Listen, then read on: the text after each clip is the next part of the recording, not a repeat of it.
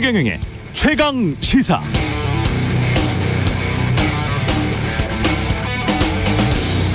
네, 김영환 충북지사가 청주 오송 지하차도 참사 이후 처음으로 공식 석상에서 고개를 숙였는데요. 이번 사고 관련 합동 분향소에서 사랑하는 가족을 잃고 한없는 고통을 당하고 계신 유가족들에게 진심으로 사죄 말씀 올린다, 죄송하다 말했습니다만, 심각성을 너무 늦게 파악한 것 아니냐는 기자들의 질문에 제가 거기에 갔다고 해서 상황이 바뀔 것은 없다, 제가 거기에 갔다고 해서 상황이 바뀔 것은 없다라는 말도 했습니다. 대통령실도 며칠 전 비슷한 말을 했죠. 우크라이나 방문하지 않고 당장 대통령이 서울로 뛰어간다고 상황이 크게 달라질 수 없다. 그 말 때문에 여론의 질타를 받았었는데 충북지사도 비슷한 말을 또 해버렸네요. 이 정도 되면 이건 윤석열 정부의 신념인가, 이런 의심까지 듭니다. 결과적으로 그렇게 극단적 효용의 논리만 추구한다면 저도 이렇게 말할 수 있나요? 대통령을 포함해서 정부 지자체 고위직 공무원들 없다고 상황이 바뀔 건 없는 것 같은데요. 우리는 세금 덜 내서 좋고, 어떻게 생각하십니까? 그렇게 말해도 됩니까? 네, 안녕하십니까? 7월 21일 세상에 이익이 되는 방송 최경영의 최강시사 출발합니다. 저는 KBS 최경영 기자고요. 최경영의 최강시사 유튜브에서도 실시간 방송합니다. 문자 참여는 짧은 문자 50원, 긴 문자 100원이 드는 샵9730 콩오플 무료고요. KBS 일라디오 채널 정치, 경제, 사회, 문화 등 다양한 명품 콘텐츠가 있습니다. 구독과 좋아요, 댓글 많이 부탁드립니다. 오늘 최강시사 김재원 국민의힘 최고위원과 함께하는 박시기왕, 김재원, 그리고 김영배 민주당 의원 만나보고요. 금요일 힐링 코너죠. 뉴스룸입니다. 김경일 교수와 함께합니다.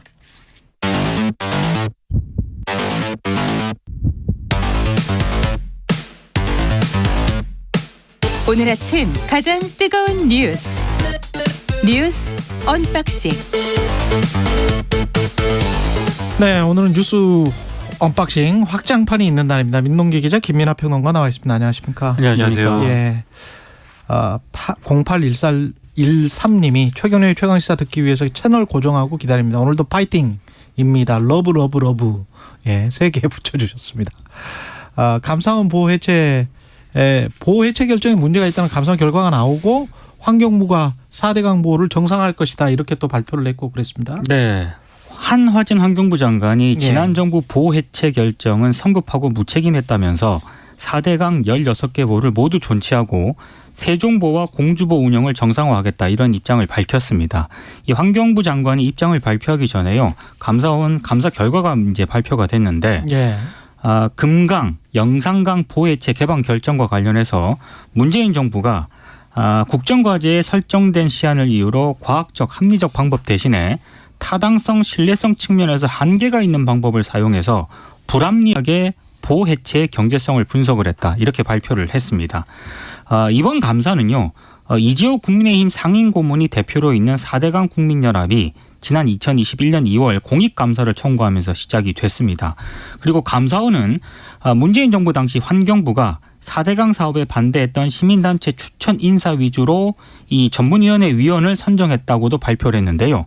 다만 감사원은 이 같은 위원회 구성이 보호 해체라든가 상시 개방 결정에 영향을 미치지는 않았다, 이렇게 발표를 했습니다. 이 환경부가 감사원의 감사 결과를 존중하겠다는 입장을 내놓았고요. 감사 결과 후속 조치를 즉각 이행하겠다라고도 밝혔습니다. 환경부는 보호 해체 계획이 반영된 국가물관리 기본계획도 국가물관리위원회 심의를 거쳐서 변경을 하기로 했는데요. 다만 좀 비판이 좀 제기가 되고 있습니다. 결국에는 환경부가 기존 방침을 뒤집으면서 4대강 사업 되살리기 수순을 밟는 것 아니냐, 이런 비판이 나오고 있고요. 47개 환경단체 연대체인 한국환경회의가 어제 입장을 내놓았는데, 윤석열 정권 코드 맞춤형 정치감사라고 비판을 했습니다. 그리고 문재인 정부 출신 인사들로 구성된 정책포럼 사의제라는 게 있거든요. 역시 어제 입장문을 내놓았는데, 대규모 국가사업에서 일반적으로 사용되고 있는 경제성 분석에 대한 평가 체계에 대해서 만약에 문제를 삼는다면 한국개발연구원, 이른바 KDI에서 지난 수십 년 동안 평가했던 모든 경제성 평가 사업도 감사원 감사 대상이 될 수 있다라고 비판을 했습니다. 이게 뭔가 시기가 딱 맞아요. 보면은 홍수가 났는데 대통령실에서 갑자기 환경부에서 국토부 쪽으로 소관 이관하겠다라고 하고 환경부가 문제인 것처럼 이야기를 했는데 얘기를 했죠. 이야기를 하고 난 다음에 감사원이 이야기를 하고 감사원이 이야기를 하니까 환경부가 다시 4대강 보호를 복원해야 된다라고 이야기를 하는 게 이게 어떤 마치 짜여진 각본처럼 이렇게 쿠션이 다 맞는데 그렇다면 그때 뭐 그 이전에 가령 국토부가 소관을 했었을 때는 한국에 홍수가 안 났는가? 이명박 정부 때 4대강을 지었을 때는 홍수가 안 났는가? 홍수가 안 났습니까? 그렇지 않죠. 네. 그래서 이제 요것에 대한 이제 정치적인 비판이 지금 있는 건데 다만 네. 이제 감사원 감사 보고서 내용에 대해서 조금 더 말씀드려야 될 것 같아요. 왜냐하면 감사 보고서 내용이 이제 일부 언론에 이제 많이 보도가 됐는데 예. 그 내용 자체는 제가 볼 때는 그 내용 감사 보고서 내용이 맞다면 네. 그 당시 지난 정권에서 결정에 문제가 있다고 볼 수 있는 소지는 충분히 있습니다. 왜냐하면 이런 내용입니다. 그러니까는 이 4대강 보를 해체하거나 뭐 상시 개방하는 거에 대한 경제성 평가를 했다는 거지 않습니까? 그런데 이 경제성 평가를 할 때 이것을 예를 들면 수질이 개선됐다라든지 이런 거를 이제 판단을 해야 되는데 수질 개선의 판단을 어떻게 할 것이냐를 따지기 위해서 지난 정권에서 이 보를 열어보자 한번 열어서 이 닫기 전하고 평가를 했을 때 수질이 개선됐으면 예. 여는 게 이익이다 이렇게 판단을 하려고 모니터링을 했거든요. 예. 근데 모니터링이나 이런 것들이 이게 좀 더 기간이 길고 좀 더 이제 엄밀하게 진행됐으면 다를 수 있었을지 모르지만 원하는 대로 나오지 않았습니다. 수질이 좀 더 악화된다거나 이런 결과가 나왔단 말이에요. 네. 그게 뭐 일시적인 것인지 장기적으로 뭐 따져봤으면 달랐을지는 모르겠지만 보를 열었을 때 그렇죠. 예. 당시 그런 결과가 나와서 그래서 이 모여가지고 이 조사평가단에서 판단을 할 때 그러면 이렇게 분석하지 말고 이 보가 없었을 때 수질하고 보를 만든 다음에 수질을 비교를 해서 그래서 어느 게 더 나은 것인지를 가지고 경제성 평가를 하자 이렇게 논의를 했다는 거예요. 근데 여기에 문제가 뭐냐면 예. 보를 설치하면서 강의 환경이 바뀌었기 때문에 그렇죠. 그것의 이전과 후를 그렇게 비교하는 것은 과학적인 방식이 아니고 그리고 이 조사평가단에 참여했던 사람들도 이게 과학적인 방식은 아니다라는 거를 인지하고 있는 것으로 볼 수밖에 없는 발언들을 했다는 겁니다. 그게 이제 반대편에 있는 전문가들이 볼 때는 왜 무식한 얘기나 할 것이다라고 한 것이고 그다음에 이런 얘기도 했다는 거예요. 이 보도에 의하면 감사 보고서를 인용한 생각 없는 국민이 딱 들었을 때는 그게 말이 되네라고 생각을 할 것이다 라면서 메시지 전달에는 이게 낫다 이렇게 얘기를 했다는 건데 실제로 그러면 이렇게 경제성 평가가 진행이 됐다면 이건 잘못된 평가죠. 그렇기 때문에 이런 부분에 있어서는 이 감사 보고서가 맞다는 걸 전제로 문제가 있다. 이렇게 판단할 수 있을 것 같습니다. 예. 근데 일부 언론에서는 이것에 대해서 이제 이런 지적도 해요. 한겨레 같은 경우에는 이런 지적을 하고 있습니다. 이 감사 보고서의 결과, 이 감사 결과에 대한 판단이 맞다는 걸 전제로 하면 지금 그러면 이 정권이 해야 될 건 뭐냐면 경제성 분석을 다시 하는 것이다. 올바른 방법으로 과학적 근거를 갖춰서 그러면 다시 해서 거기서 나오는 결론을 가지고 보호 해체 또는 상시 개방 이 결정을 되돌리든지 아니면 그대로 두던지 결정을 해야 되는 건데 지금 감사원 결과대로 해도 그냥 지금 4대강 보를 다 존치하는 걸로 그냥 이 정상화하는 걸로 간다. 이렇게 결정하는 것은 이것은 절차적으로 맞지 않다. 이런 지적이 나오는 거거든요. 지난번에 경제성 평가를 제대로 못했다면 지금 정부에서 경제성 평가를 한번 제대로 해봐라. 그렇죠. 그런 지적을 하는 건데 그러면 왜 그런 절차를 거치지 않고 바로 4대강과 관련된 이 보호 이 해체 결정을 되돌리는 걸로 왜 직진했느냐. 요거를 얘기를 하면은 지금 말씀하신 대로 결국은 일종의 4대강 명예회복이 아니냐 이게 결국 4대강 명예회복이다. 그런 결과가 될 수 있다는 거죠 지금. 그래서 그런 지적에 대해서는 이 정부가 한번 생각을 해봐야 될 것 같습니다. 어떻게 보면 윤석열 정부에서 MB 정부의 인사들이 많이 있다라고 지금 언론에 계속 보도가 돼 왔는데 그런 것들이 또 영향을 미치고 있을지도 모르겠습니다. 그렇습니다. 그리고 예. 언론의 또 지적을 보면은 예를 들면 이런 이 가장 우려되는 경향이 뭐냐면 지금 국민의힘 소속 인사 특히 정진석 의원이나 이런 분들이 계속 얘기하는 게 뭐냐면 4대강 사업을 했으면 홍수가 안 나는 거고 이것을 지금 환경단체들이 반대했기 때문에 홍수가 나든 말든 그래서 피해가 심각해진 거 아니냐 이렇게 주장을 하는데 보혜 한정에서 얘기를 하면 그동안에 이제 계속된 이제 감사원 감사도 그렇고 그동안에 뭐 전문가들의 지적도 그렇고 보는 홍수하고는 관계가 없다는 게 일반적인 평가예요. 보는 일시적으로 물을 가둬서 그 수위에 맞춰서 가둬서 거기서 이제 농업용수를 쓴다든지 뭐 이런 역할을 하는 것이지 그렇죠.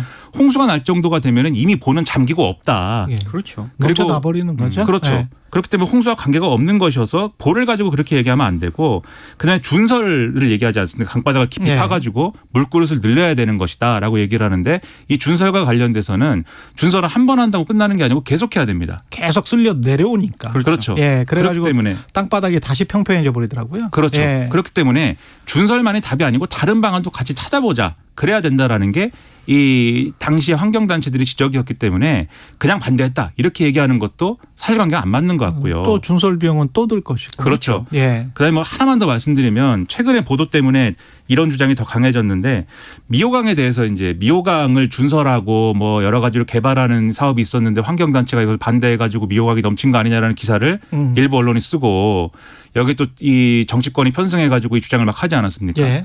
오늘 보도를 보니까 그 당시에 환경단체들이 했던 주장을 보면은 준설이라는 말은 한 적도 없다. 그러니까 준설에 반대한 게 아니라 이 미호강 일대를 놀이공원이라든지 이런 이제 오락시설로 바꾸는 거에 대해서 이제 반대를 한 것이지 오히려 그리고 여기에 대해서는 홍수를 대비할 수 있는 저류시설이나 이런 걸 만드는 게 좋다라고 한 것이지 그냥 뭐 이거 홍수가 나야 된다라고 주장한 게 전혀 아니다라는 게 확인이 되고 있는 거거든요. 그리고 자꾸 얘기하게 되는데 죄송합니다. 길어가지고 국민의힘이 지금 포스트 4대강 사업을 해야 된다고 주장하지 않습니까? 예. 그게 이제 지류지천에 대한 정비 사업인데 이 미호강 같은 지류지천에 대해서 정비를 해가지고 홍수를 막아야 된다라는 건데 그건 필요하다고 생각이 돼요. 근데 그것도 포스트 4대강 사업이라고 부르는 게 맞느냐에 대해서 저는 좀 의문이 있는 게 왜냐하면 4대강 사업을 진행할 때 본류에 대해서 일단 정비를 한 다음에 지류지천 한다고 한 거잖아요. 네. 근데 그 당시 환경단체들이 지류지천을 먼저 하고 이 정비를 한 다음에 본류를 하는 게 맞지 본류부터 하면은 이 순서대로 하면은 지류지천은 못 하게 된다. 이 지적을 했거든요. 예, 또 이야기가 나올 수밖에 없을 것 같아요. 그렇죠. 그래서 그럼 그게 오늘, 포스트 4대강이 아니죠, 그러면. 예, 오늘 뉴스가 많아서 다음 뉴스로 빨리 넘어가겠습니다.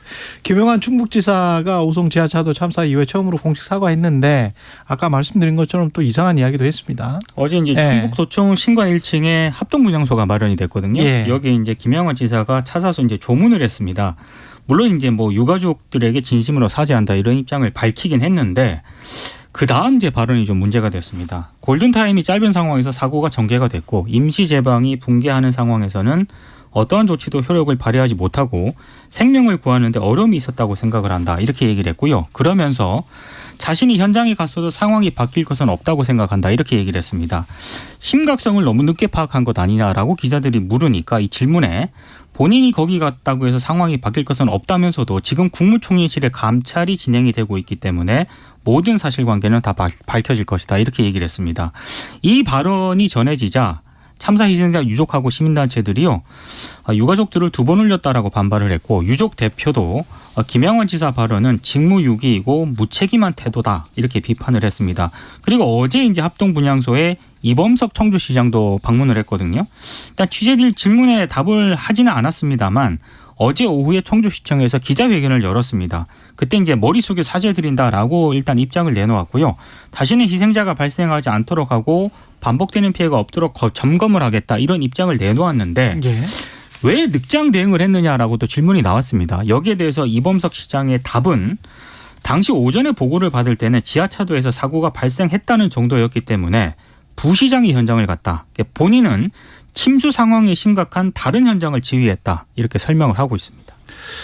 그러니까 뭐 잘 이해가 안 되죠. 앞에도 말씀하셨지만 저는 김영환 지사한테 이런 질문도 던져보고 싶은데 그러면 이런 발언을 해서 바뀔 것은 뭡니까 그럼? 이런 발언을 해서 바뀔 것은 무엇이길래 이런 발언을 한 겁니까? 욕을 덜 먹는 겁니까? 아니면 뭐 이 어떤 실책이 줄어드는 겁니까? 그런 것도 아니지 않습니까? 근데 그때 당시 괴산댐으로 예. 갔거든요. 근데 김영환 지사 말대로라면 네.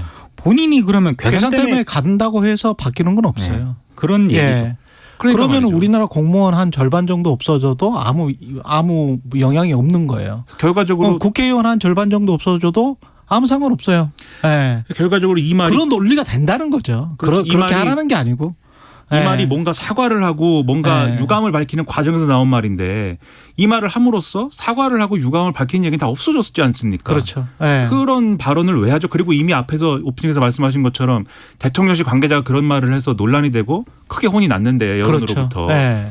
굳이 얘기를 또 해야 하는 거죠. 그런 것들이 잘 이해가 안 되고 어떤 생각들인지가 국민들이 볼 때도 납득이 안 될 것 같습니다. 수해골프와 관련해서는 홍준표 대구시장 징계 절차를 개시했습니다. 국민의힘 윤리위가. 네, 일단 윤리위 징계 절차가 시작이 되면서 일단 징계는 피할 수가 없게 됐습니다. 예. 일단 징계 종류가요 4가지가 있는데 경고, 당원권 정지, 탈당 권유, 제명이 있습니다. 최소 이제 언론들 보도를 분석을 해보니까 당원권 정지 징계를 받을 거라는 그런 전망이 나오는데. 전제가 좀 있는 것 같아요. 윤리위원회가 홍 시장 사과가 진정성이 있다고 판단이 되면 좀 징계 수위를 좀 낮출 것 같고 징계 좀 진정성이 없다고 판단이 되면 징계 수위를 좀 높일 것 같은데 윤리위원인 김기윤 변호사라는 분이 있거든요. 예. 어제 회의 시작 전에 기자들에게 이런 얘기를 했습니다. 약간 이게 힌트를 주는 것 같은데 사과에만 그치지 않고 홍 시장이 수해 현장을 찾아가 유가족들을 위로한다거나 함께 봉사활동을 하는 진정성 있는 모습을 보인다면 양형에 도움이 되지 않을까 생각한다 이렇게 얘기를 했습니다. 홍 시장이 SNS에 글을 쓰지 않았습니까? 예. 어제 모두 삭제를 했고요. 그리고 어제 회의 전 윤리위원회에 사과문, 의견서, 당시 비상상황 근무 현황표 등을 제출을 했거든요. 아무래도 최대한 징계 수위를 좀 낮춰보겠다. 이런 의도로 좀 보입니다. 그러니까 징계는 이제 불가피한 거죠. 징계를 하기로 했기 때문에. 그리고 국민의힘에 이제 강령이라든가 이런 데 써 있습니다. 윤리 규칙에 써 있습니다. 이 국민이 슬픔에 잠겨 있거나 뭐 자연재해나 대형 사건 사고가 있을 경우에 오락성 행사, 유흥, 골프 등 이런 국민 정서에 반하는 행위를 하지 않는다라고 써 있고 그다음에 우리가 흔히 말하는 이제 그런 조항이 있지 않습니까? 당원은 예의를 지키고 사리에 맞게 행동해야 되고 당의 명예를 실추시키거나 국민 정서에 동떨어져 언행해서는 안 된다. 윤리규칙 이 조항도 있기 때문에 예. 이거는 구체적으로 봐도 그렇고 일반적으로 봐도 그렇고 이런 조항을 위배했다라고 판단할 수밖에 없는 거예요. 이게 이 과거에 이제 홍문종 의원이 2000년대 2006년인가요? 이 비슷한 사건으로 이제 골프를 쳐갖고 제명된 사례가 있다 언론에 이렇게 많이 보도를 해서 그 정도 중징계까지 나올 수도 있다 뭐 이렇게 상황이 되고 있는데 근데 어쨌든 홍준표 시장이 사과도 했고 지금 수해 복구 뭐 이런 현장에 갈진 모르겠습니다만 예. 뭔가 하여튼 거기에 준하는 추가적인 뭔가를 했을 경우에는 참작하겠죠. 정당 참작을 할 텐데 예. 그래도 어쨌든 이 당원권 정지나 이런 것은 불가피한 거 아니겠습니까? 최소 3개월 이상 6개월 정도 6개월 이상도 할 거거든요. 근데 대구시장이 뭐 당직자도 아니고 당원권 정지된다고 해서 홍 시장한테 무슨 큰 정치적 타격이 입혀지는 건 아닌 것 같습니다. 당장은. 그렇죠. 네. 정치적인 어떤 자신의 지위, 그러니까 정치적인 지위가 뭐 예를 들면 쉽게 말하면 뭐 체면이 깎이거나 뭐 이런 문제지. 그렇죠. 이미지가 좀 손상이 되고. 그렇죠. 시장이 네. 할 일을 못 하게 되는 건 아닌데 다만 나중에 이제 뭐 그건 이제 그때 가봐야 아는 거겠습니다만 홍준표 시장이 다시 한번 뭔가 선거 출마를 하려고 할 때 그렇죠. 그것이 어떤 의미로든가 네. 그때는 이게 마이너스로 작용을 하는 그런 상황이 될 것이고 여러 가지 간접적 효과도 있을 거예요. 그렇기 네. 때문에 홍준표 시장 입장에서는 이걸 피하고 싶을 텐데 앞으로 과연 어떤 진정성을 어떻게 보여줄 것인가 네. 상당히 관심이 갑니다. 그리고 고 최수근 해병 상병으로 추서됐고요. 실종자 수색 중에 순직을 했습니다. 일단 네. 해병대가요. 당시 상황을 고려한다면 구명조끼를 착용하는 것이 맞다. 이렇게 입장을 내놓았고 사고 경위를 조사 중이라고 밝혔습니다. 예. 어제 해병대 홈페이지하고 SNS를 중심으로 군 당국의 안전불감증을 질타하는 그런 목소리가 굉장히 그렇죠. 높았습니다. 예. 특히 장병들을 소모품 취급하지 말라 이런 비판의 목소리가 나왔는데 언제나 그 말이 나올 수밖에 없습니다. 그렇습니다. 예. 예. 여기까지 하겠습니다. 예, 뉴스 언박싱. 예, 날씨 교통 정보 듣고 와서 확장판 이어가겠습니다. 날씨 정보입니다. 전국 대부분 지역에 안개가 짙게 껴 있습니다. 이천, 여주, 홍천 등 가시거리 200m 미만인 곳도 덜어 있습니다. 광주공항과 무안공항에는 저시청 경보가 발효 중이어서 운항 정보 확인하시는 게 좋겠습니다. 당분간 바다에도 안개가 짙겠습니다. 오늘 어제와 날씨 비슷합니다. 햇볕이 무척 강하게 있고요. 동풍이 유입되겠습니다. 대부분 지역에 폭염특보 내려진 가운데 낮 기온이 서울 34도, 광주, 대구 33도 등 26에서 34도 분포가 되겠습니다. 습도가 높아서 체감온도가 더 오르게 됩니다. 건강관리에 유의하시고요. 제주도에는 열대야도 당분간 지속되겠습니다. 오늘 소나기 예보 있는데요. 소나기 양은 5에서 40mm로 전국 곳곳에 내릴 걸로 보입니다. 천둥, 번개, 돌풍 주의해 주시고요. 내일은 전국적으로 장맛비가 시작되겠습니다. 새벽에 전남 해안을 시작으로 낮에는 남부지방, 오후부터는 전국으로 확대되겠습니다. 지금 서울의 기온은 26.5도입니다. 날씨 정보였고요. 다음은 이 시각 교통 상황 알아보겠습니다. KBS 교통정보센터 유하영 씨입니다. 네, 이 시각 서울 시내에서는 강변북로 구리 방향 방화대교에서 동작대교까지 밀리고요. 40분 정도 걸리겠습니다. 고속도로는 평소에 비해 정체가 심하진 않은데요. 경부고속도로는 서울 쪽으로 소원에서 주춤하고 달래내에서 반포까지 정체입니다. 경인고속도로 서울 방향은 부천에서 신월까지만 속도 떨어지고요. 서해안고속도로는 목포 쪽으로 비봉과 팔탄 분기점에서 주춤하고 이후로 당진 부근 정체는 공사 때문입니다. KBS 교통정보센터였습니다. 여러분은 지금 KBS 1라디오 최경영의 최강시사와 함께하고 계십니다. 네, 2941님 중복인 오늘 무더운 하루가 될 것 같네요. 8022님 오늘은 금요일 최강시사 확장판이 있는 날 매우 기다려지는 날 즐겁게 출근해야지 최강시사 파이팅 일주일 동안 감사합니다. 이런 말씀하셨습니다. 2161님 뉴스 언박싱 확장판이 있는 금요일이어서 좋네요. 세 분 모두 이번 한 주도 수고 많으셨습니다. 형리님 뉴스 언박싱 확장판 너무 좋다 이렇게 예, 감사합니다. 저도 좋습니다. 아 그런데 또 안타까운 소식이 또 있군요. 아유. 20대 교사가 이 숨진 채 발견됐는데 애도 물결이 지금 일고 있습니다. 근데 이 관련해서는 이따 3부에 계속 지금 취재를 하고 있습니다. 윤근혁 교육 전문 기자, 오마이뉴스 기자와 자세히 짚어보겠습니다. 그 소식만 전해주시죠. 예. 네, 일단 애도 물결이 이어지고 있고요. 예. 일단 경찰은 이렇게 밝히고 있습니다. 현재까지 학교에 대한 불만이나 학부모와의 갈등 등의 문제로 극단적 선택을 했다는 정황은 확인하지 못했다. 예. 경찰이 지금 수사를 하고 있기 때문에 수사 결과를 좀 지켜봐야 될 것 같은데요. 다만 그 고인의 삼촌이 어제 서울시 교육청 앞 기자회견에 참석을 했거든요.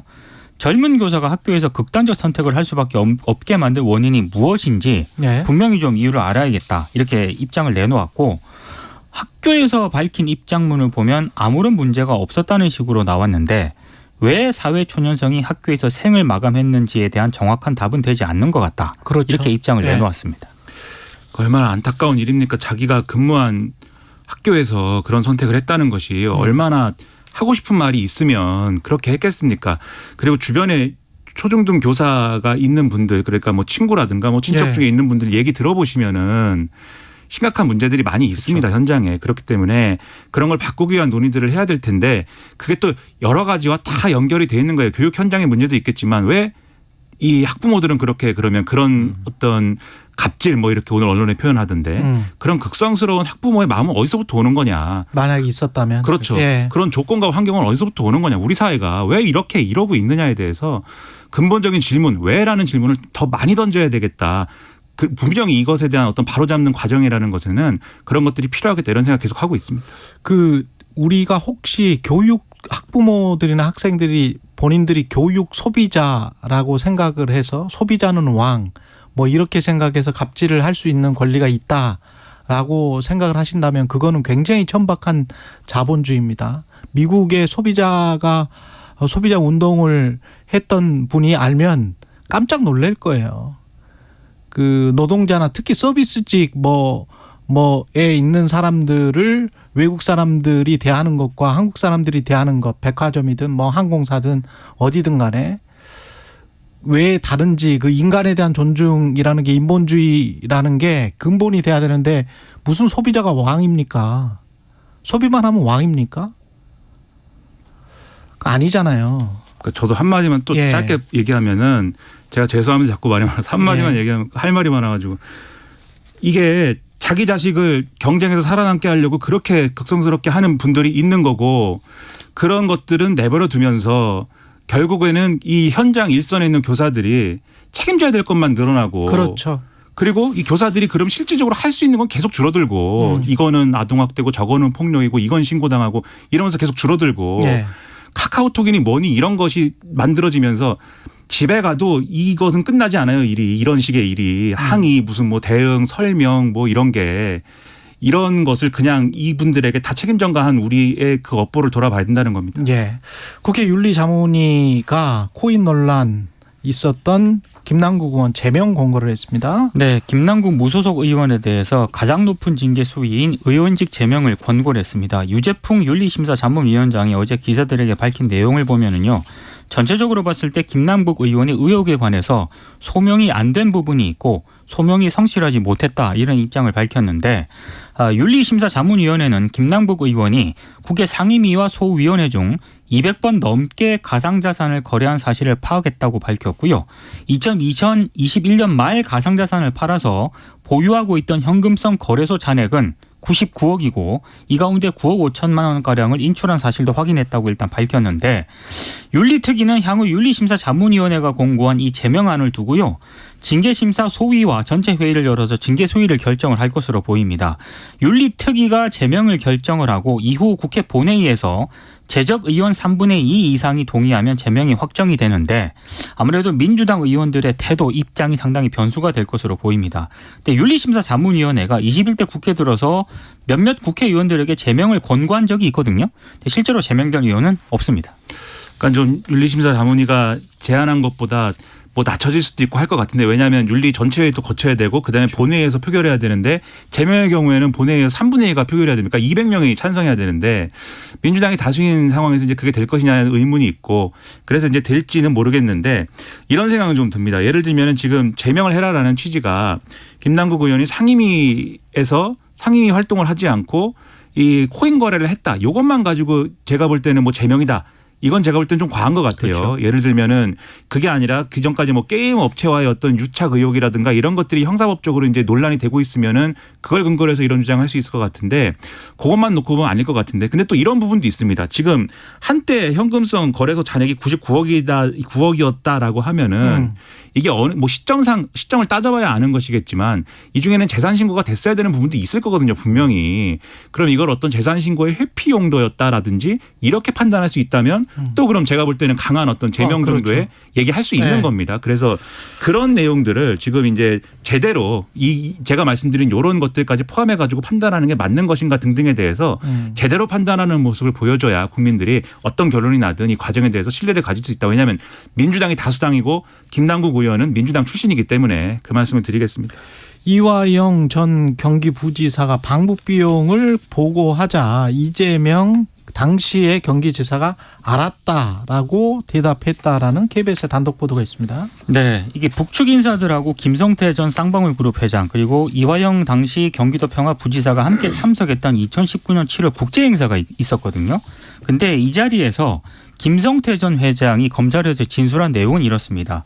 이화영 전 부지사가 북측의 당시 송명철 조선아태위원회 부실장에게 이재명 당시 경기지사 방북을 요청을 했다. 이게 이제 김성태 전 회장의 진술이었는데 이 진술에 대해서 이화영 전 부지사는 지금까지 알지 못하는 일이라고 부인을 해왔습니다. 근데 KBS 보도에 따르면 이렇게 보고를 했고 이 보고에 대해서 이재명 민주당 대표가 알았다 이렇게 승인했다는 그런 내용인데요.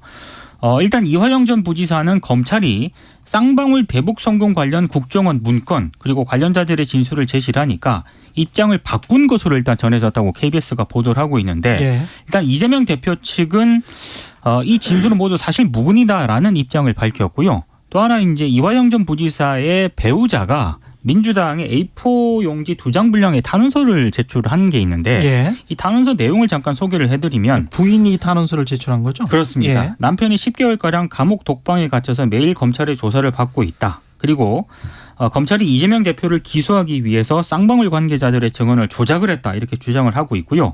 검찰은 쌍방울 주민들에게 진술 내용을 브리핑하고 김성태 회장이 내용을 다 인정해 주면서 마치 이재명 대표를 위해 북한에 돈을 보낸 것처럼 거짓으로 얘기하고 있다 이렇게 주장을 하고 있습니다. 부인 탄원서에 나오는 내용이죠. 그렇습니다. 그리고 민주당이 이 부분에 대해서 또 뭐 진상 조사를 하겠다라고 입장을 밝혔고요. 또 이제 조금 있으면 공판이 진행이 되거든요.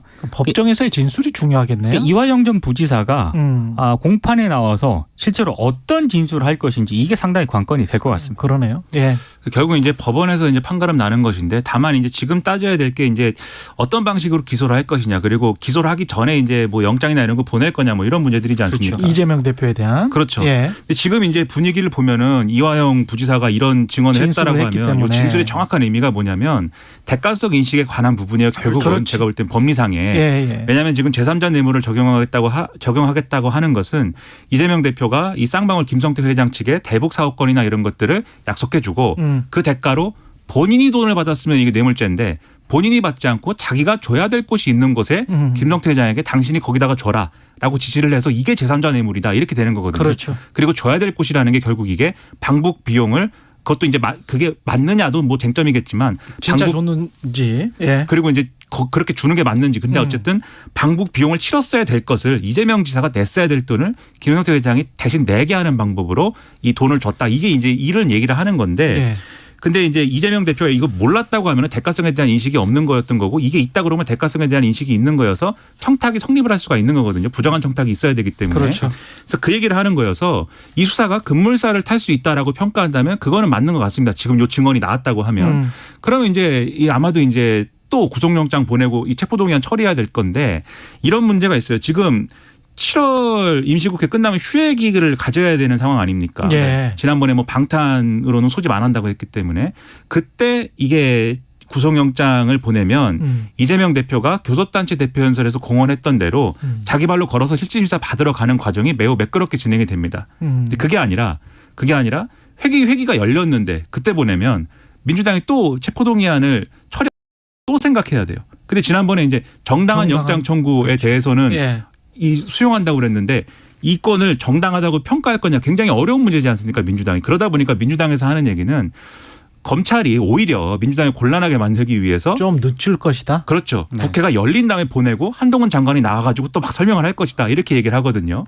그렇게 되는 것인지, 검찰이 그런 정치 게임을 하는 것인지, 아니면 뭐 봐야 되겠습니다. 그렇죠, 수사를 성실히 하겠다는 것인지는 그런 점에서 좀 봐야 될 것 같습니다. 그리고 이게 중요한 뉴스인데 계속 안 나왔어. 제가 소개해 드릴게요. 윤석열 대통령이 검찰 재직 시에 지검장 검찰총장 할 때 특활비랄지 업무 추진비도 어느 식당에 갔는지를 뉴스타파와 시민단체들이 찾아냈군요. 네. 예. 그러니까 서울중앙지검장하고 검찰총장 시절 한 2년 4개월 동안 업무 추진비로 1억 4,600만 5,202원을 쓴 것으로 일단 나타났는데요. 예. 뉴스타파가 분석을 해보니까 이 업무 추진비를 쓴 식당이 48곳인데 주로 이제 서초동 검찰청사 주변 일식, 중식, 한정식 집이 대부분이었습니다. 예. 그리고 특히 이제 2018년 같은 경우에는요, 중앙지검장으로 있었던 때였는데 부하 검사들을 격려한다는 명목으로 그의 전체 업무 추진비의 95% 이상을 외부 고급 식당에서 지출했다, 이렇게 뉴스타파가 밝혔고 95%를? 네. 예. 본인이 살던 서초동 아크로비스타 상가 고깃집에서 15차례 673만 원을 결제를 했습니다. 이것도 숙성 한우가 좋습니다. 네. 그리고 쪼개기 결제 정황도 나왔는데요. 예. 중앙지검장이던 2017년 10월 12일 성남시 한우집에서 지검 소속 검사들과 97만 원치의 업무 추진비를 썼는데 50만 원 미만으로 금액을 낮추려고 49만 원, 48만 원. 쪼개기 한 거 아니냐? 그렇습니다. 예. 그러니까 참석자의 소속 이름을 반드시 남겨야 되거든요. 50만 원 이상 이상이면 결제하면. 남겨야 되죠. 이제 이걸 예. 피하기 위한 꼼수였다, 이렇게 보도를 하고 있고요. 예. 또 성남 한우집에서 모두 6번 결제를 했는데 예. 943만 4천 원을 썼다고 합니다. 쪼개기인 것 같다. 예. 뉴스타파 보도. 예. 제가 이제 세상을 상당히 이제 순수하게 살고 있기 때문에 예. 잘 모르시죠? 이게 무슨 말인지. 네, 모든 주장을 다 믿는다는 걸 전제로 해서 분명히 특활비는 수사에 쓴다고 그랬습니다. 예. 맞습니다. 여러 가지 외부에 밝힐 수 없는 특수한 어떤 임무에 대해서. 아니, 이거는 업무 추진비 쓴 거예요. 이거 업무 추진입니까? 예, 죄송합니다. 업무 추진비. 네, 특활비 밥 먹는 건 잠깐. 업무 추진비고 네. 저 특활비는 이렇게 직접 돈을 주는 거예요. 근데 업무 예, 추진비도 검사. 예. 업무에 필요한 어떤 돈에 대해서 이 용처에 대해서 쓰는 거 아닙니까? 그렇죠. 근데 계속 후보의 검사들이랑 주로 그렇죠. 고기 이게 먹었다. 업무인 예. 거냐에 대한 의문이 있어서 말씀드리는 건데 예. 그 모든 것을 충족시키는 결론은 이것은 그러면 검사판 극한직업 뭐 그런 거다. 그래서 그 영화에 보면은 치킨집을 위장으로 하고 있지 않습니까? 위장을 하면서. 그런 비슷한 것이라고 보지 않으면 예. 잘 이해할 수 없는 일이 아닌가. 이렇게 근데 좀 많이 먹고 1인당 뭐 한 7만 원씩 뭐 이렇게 먹는 게 꼭 그래야 업무 능력이 향상이 될까요? 제가 그래서 한우집을 운영을 하는 것이 아닌가. 예. 네. 위장으로. 뉴스타파 보도 가운데 예. 그 부분이 좀 재밌었습니다. 예. 한 해 평균 42만 원 상당의 고기를 먹었다. 그러니까 한 회? 한 회 평균. 한 회 평균. 그러니까 이게 아주 몇 명인지는 모르겠네요. 그러니까 이게 예, 거기 그냥 일률적으로 계산을 평균을 내본 것 같은데요. 예. 참 만약에 이렇다라고 한다면 정말 거기 현지업 선수 같은 분이 끼어 있나? 아니 근데 예를 들면 기업에서 업무 추진비 이렇게 쓰면 어떻게 됩니까? 상당히 궁금합니다. 예. 큰일 날 텐데 이것은 잘 이해가 안 되네요. 예. 그리고 한미일 정상회의가 다음 달 18일 미 캠프 데이비드에서 개최가 됩니다. 네. 이 캠프 데이비드로 바이든 대통령이 외국 정상을 초청을 한 것은 이번이 처음이라고 하는데요. 아무래도 한미일 북한 미사일 정보 실시간 공유 방안이라든가 해구산을 포함한 한국, 일본에 대한 미국의 확장 억제 강화를 구체화하는 그런 방안을 집중적으로 논의를 하지 그게 않겠느냐. 공식적인 발표인데 네. 제가 보기에는 다른 이유가 있을 것 같아요. 맞습니다. 가령 미국 국채 같은 경우에 지금 제리 렐런 가가지고 제대로 성과를 못 낸 것 같거든. 네. 그래서 아마 일본하고 한국 돈 많은 국가들에게 국채 발행 지금 계속 제가 스케줄표를 보고 왔는데 한 10월 26일까지 계속 발행을 하더라고요. 이게 지금 잘 팔려야 됩니다. 미국 그러니까 굳이 입장에서. 백악관으로 초청을 해도 되는데 캠프 데이비드. 캠프 데이비드로 초청을 상징적으로 했다는 게 이렇게 좀 하면서 이상합니다. 국채를 팔 생각이 아닌가 그런 미국의 의도가 있는 게 아닌가 미국의 의도를 잘 봐야 되겠다 그런 생각을 합니다. 그렇죠. 제 보통 추측입니다. 이제, 예, 미국 네. 대통령이 이렇게 초청을 하는 예를 들면 뭐 써니밸리라든가 캠프 데이비드라든가 이런 데 초청할 때는 중국 뭐 정상을 초청해가지고 굉장히 긴밀한 어떤 합의해야 그렇지. 되는 예. 그런 얘기를 하는 것이거나 이스라엘하고 팔레스타인을 불러가지고 뭐 화해를 시켜야 되는 일이라거나 보통 이런 거거든요. 네. 그런데 지금 뭐 한일이 뭐 화해를 시켜야 될 일은 아니고 왜냐하면 우리가 없어요. 알아서 다 화해를 해버렸기 때문에 없어요. 예. 그래서 이렇게 불렀을 때는 분명한 목적이 있을 것이다라고 생각을 하는데 예. 어쨌든 외국 정상을 여기에 부른 것 자체가 상당한 성과라고 지금 뭐 언론이나 또 정부는 평가를 하고 있는 것이어서 좀 그런 양면을 다 잘 봐서 판단해야 될 것 같습니다. 이면이 뭔지를 꼼꼼하게 살펴봐야 되겠습니다. 지금까지 민동기 기자 김민아 평론가였습니다. 고맙습니다. 고맙습니다.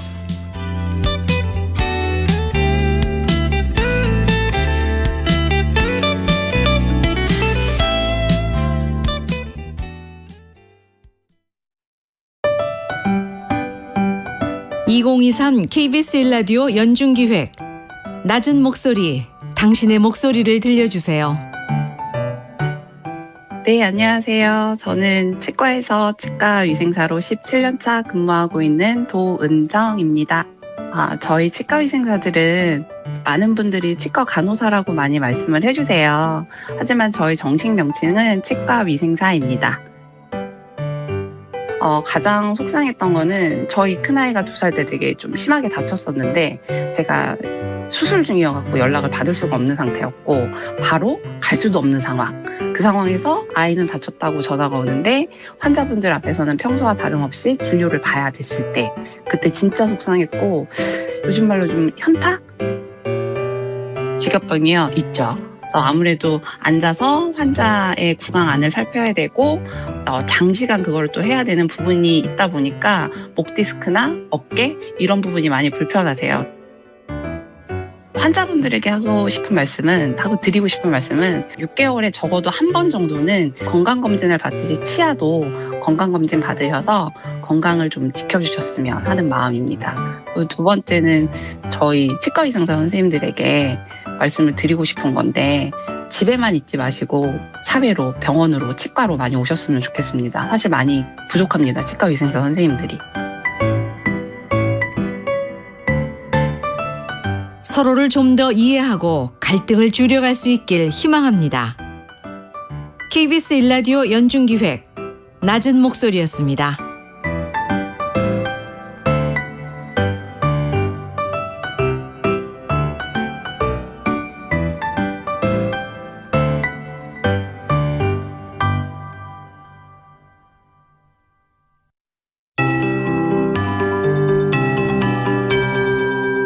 KBS 58분 날씨. 대다수 지역에 안개가 짙게 껴 있습니다. 이천, 여주, 홍천 등 가시거리 200m 미만인 곳도 덜어 있습니다. 광주공항과 무안공항에는 저시정 경보가 발효 중입니다. 운항정보 확인하시고요. 당분간 바다에도 역시 안개가 짙겠습니다. 오늘 어제와 날씨 비슷하겠습니다. 무더위 속에 소나기 예보 있는데요. 중북인 오늘 어제보다 광범위한 지역에 소나기가 5에서 40mm 정도 내릴 걸로 보여집니다. 천둥, 번개, 돌풍 동반되는 곳이 있으니까 주의하셔야겠고요. 오늘 낮 기온은 서울 34도, 광주, 대구 33도 등 전국적으로 26도에서 34도 분포를 보이겠습니다.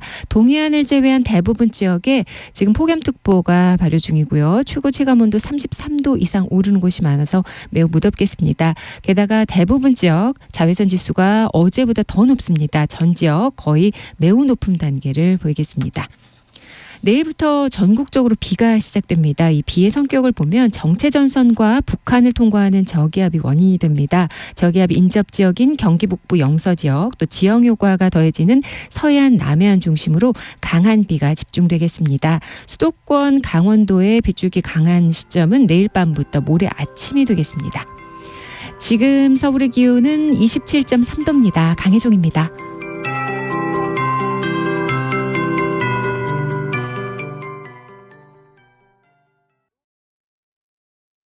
정성을 다하는 국민의 방송 KBS가 8시를 알려드립니다.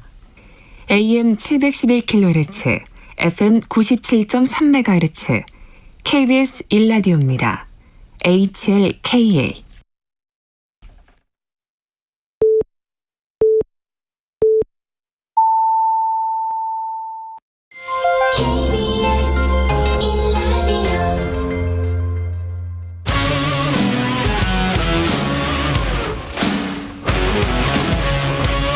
오늘 하루 이슈의 중심 최경영의 최강 시사.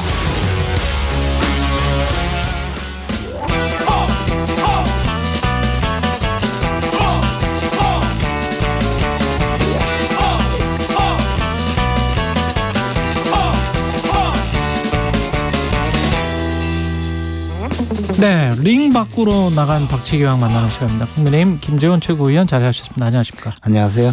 예, 링 밖으로 홍준표 대구시장은 대구시장이니까 링 밖으로 나갈 수는 없겠습니다만은. 그렇죠. 예, 당원권 정지가 만약에 된다면 의미가 어떤 의미가 있을까요? 뭐 특별한 의미가 없죠. 특별한 의미는 없습니다. 예, 뭐 발언권 정지면 몰라도 그러면 아마 큰 제재가 될 텐데 뭐 그것은 불가능하고요. 예. 발언권 정지. 근데 당원권 정지가 되면 조금 좀 자숙하시지 않을까요? 안 할까요? 왜 웃기만 하세요? 뭐 며칠 동안 아, 며칠 갈 것이다. 며칠. 예. 며칠 갈 것이다. 아마 지방자치단체장이기 때문에 뭐 당원권 정지 이런 조치보다는 경고 뭐 경고 수준으로 하는 것이 적절하지 않을까 저는 그렇게 생각합니다. 이게 뭐 테니스나 골프나 마찬가지다. 그거는 주말에 뭐 할 수 있다. 그건 원칙적으로는 맞는 말이긴 한데 이제 수해나 이런 게 났었을 때가 대량의 인명사고이고 또 우리 당의 그 규정에 그런 또 뭐 골프라고 특정해서 그런 규정이 또 있고 뭐 그렇다면 조금 그런 말씀을 사후적으로 다시 하면서 정당성을 설파하신 것은 이제 오히려 더 국민들에게 충격을 가하는 그런 것이 아니었나 생각합니다. 근데 그 비슷한 그 의혹을 받아서는 김진태 강원지사 같은 경우도 사정이 뭐 많이 달랐죠. 사정이 많이 달랐다. 예, 그때 당시 상황은 또 이 지금 이번에 뭐 전국적인 수해라든가 그런 것하고 인명 피해가 그때는 없기는 했었죠. 그뿐만 아니고 뭐 하여튼 전체적으로. 네. 예. 그리고 김남국 의원 같은 경우는 지금 뭐 제명을 공고를 했는데 어떻게 보세요?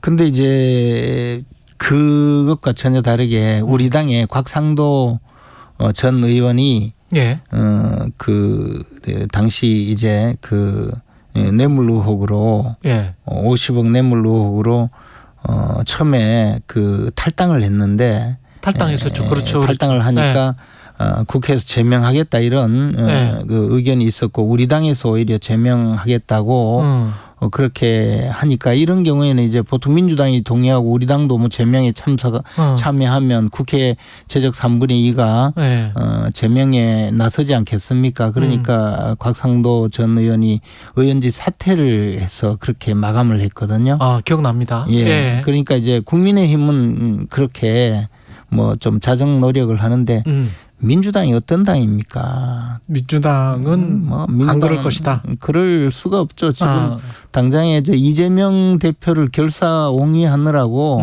모든 구성원에 대해서 뭐 방탄을 해야 되는 그런 현실적인 문제가 있거든요. 네. 이 문제도 뭐 말만 이렇게 뭐 제명이니 뭐니 하지 흐지부지 될 거라고 봅니다. 이재명 당대표 이야기 하시니까 그 방북 사업 관련해서 이화영 전 부지사가 그 진술한 거 있잖아요. 네. 그 법정에서도 똑같이 진술할까요? 그것은 뭐 이제 앞으로 두고 봐야 되겠죠. 예. 그런데 뭐 그 문제는 진실이라면 네. 이화영 전 부지사의 입장에서 자신이 지은 죄만큼 처벌을 받겠다, 예를 들어 뭐 그런 의미라면 또 진술을 할 수 있겠죠. 그리고 그것이 진실이라면, 그러나 우리가 이제 통상적으로 이렇게 생각을 해보면 진실일 가능성이 대단히 많죠. 그렇지 않겠습니까? 지금 김성태 회장이 예. 쌍방울 관련된 사업을 하면서 대북 사업에 상당 액수를 부담을 했고, 그 과정에서 300억 불을 부담을 하는 과정에 네. 그 전후 사정이 흘러나오는 이야기를 쭉 보면 이 상황 자체가 진실일 가능성이 대단히 크다. 예. 그리고 그럴 경우에 이화영 전 부지사의 경우에도 뭐 논리적인 설명 또는 경험적인 그 설명 이런 것을 전부 다 하다가 보면 결국에 진실을 말할 수가 있고, 그렇게 해서 진실을 말하고 있다면 법정에서도 진술을 할 수가 있겠죠.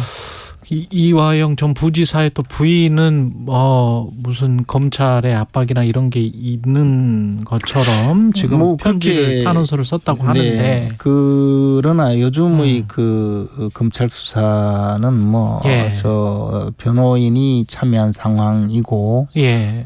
또 녹음 녹화가 되는 그런 상황에서 무슨 뭐 압박이 얼마나 있을 수 있겠느냐. 예. 뭐 물론 뭐 압박감을 느낄 수 있고 또 장기간 구금 상태에 있으면 압박감을 스스로 느낄 수는 있겠지만, 그것이 진실이 아니라면 그런 이야기를 하면 그 다음 단계로 그것이 진술이 증언으로 되고, 그러면 또 위증이 되고, 예. 그것도 자신이 모시던 분에 대해서 모해 위증이 되고, 자신이 속한 진영에서 큰 배신자가 되어서 그런 문제가 생길 텐데, 그런 이야기를 함부로 하겠느냐. 예. 생각해 보면 진실일 가능성이 크다고 보고, 유동규 씨가 진술하고 있는 그런 사태의 재판, 남욱 변호사가 진술하고 있는 그런 사태의 재판이 될 가능성이 있지 않을까 생각합니다.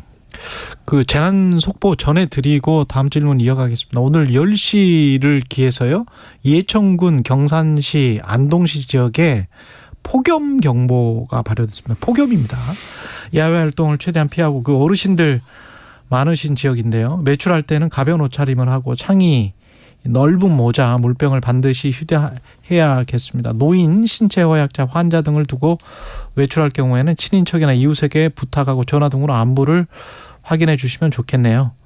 여기가 또 예천이 또 물난리가 나고 산사태가 나고 그래서 맞죠. 그래서 이제 통상 참 또 폭염 경보까지 있으면 마을에 예. 마을회관이나 경로관에, 그러니까 거기에 지금 다 계실 거 아니에요? 예. 그 냉방 장치가 있기 때문에. 예. 거기 그냥 계속 계시면 될 것 같습니다. 예. 오늘 같은 날은. 그리고 이 지금 그 정부에서는 뉘앙스가 아마 이 포스트 4대강 사업을 계속 전면에 내세우면서 뭔가 4대강 사업이 지체돼서, 아니면은 민주당 정권에서 뭔가 이거를 보를 일부 해체해서, 그래서 이게 홍수가 더 많이 났다, 뭐 이렇게 지금 주장을 하고 있는 것 같은데. 뭐 그 직접 명시적인 그런 주장이 있지는 않는. 예, 그런 느낌으로 지금 계속 이제 감사원의 진행되는 것 같아요. 감사원의 감사 결과에서 당시 환경부가 영산강 보호 해체 당시에 부당 행위를 했다. 그런 그 발표가 정도 있었죠. 그러면 환경부가 너무 세게 받은 거 아니에요, 그거를? 환경부는 또 환경부 입장에서 지금 4대강 사업이 상당히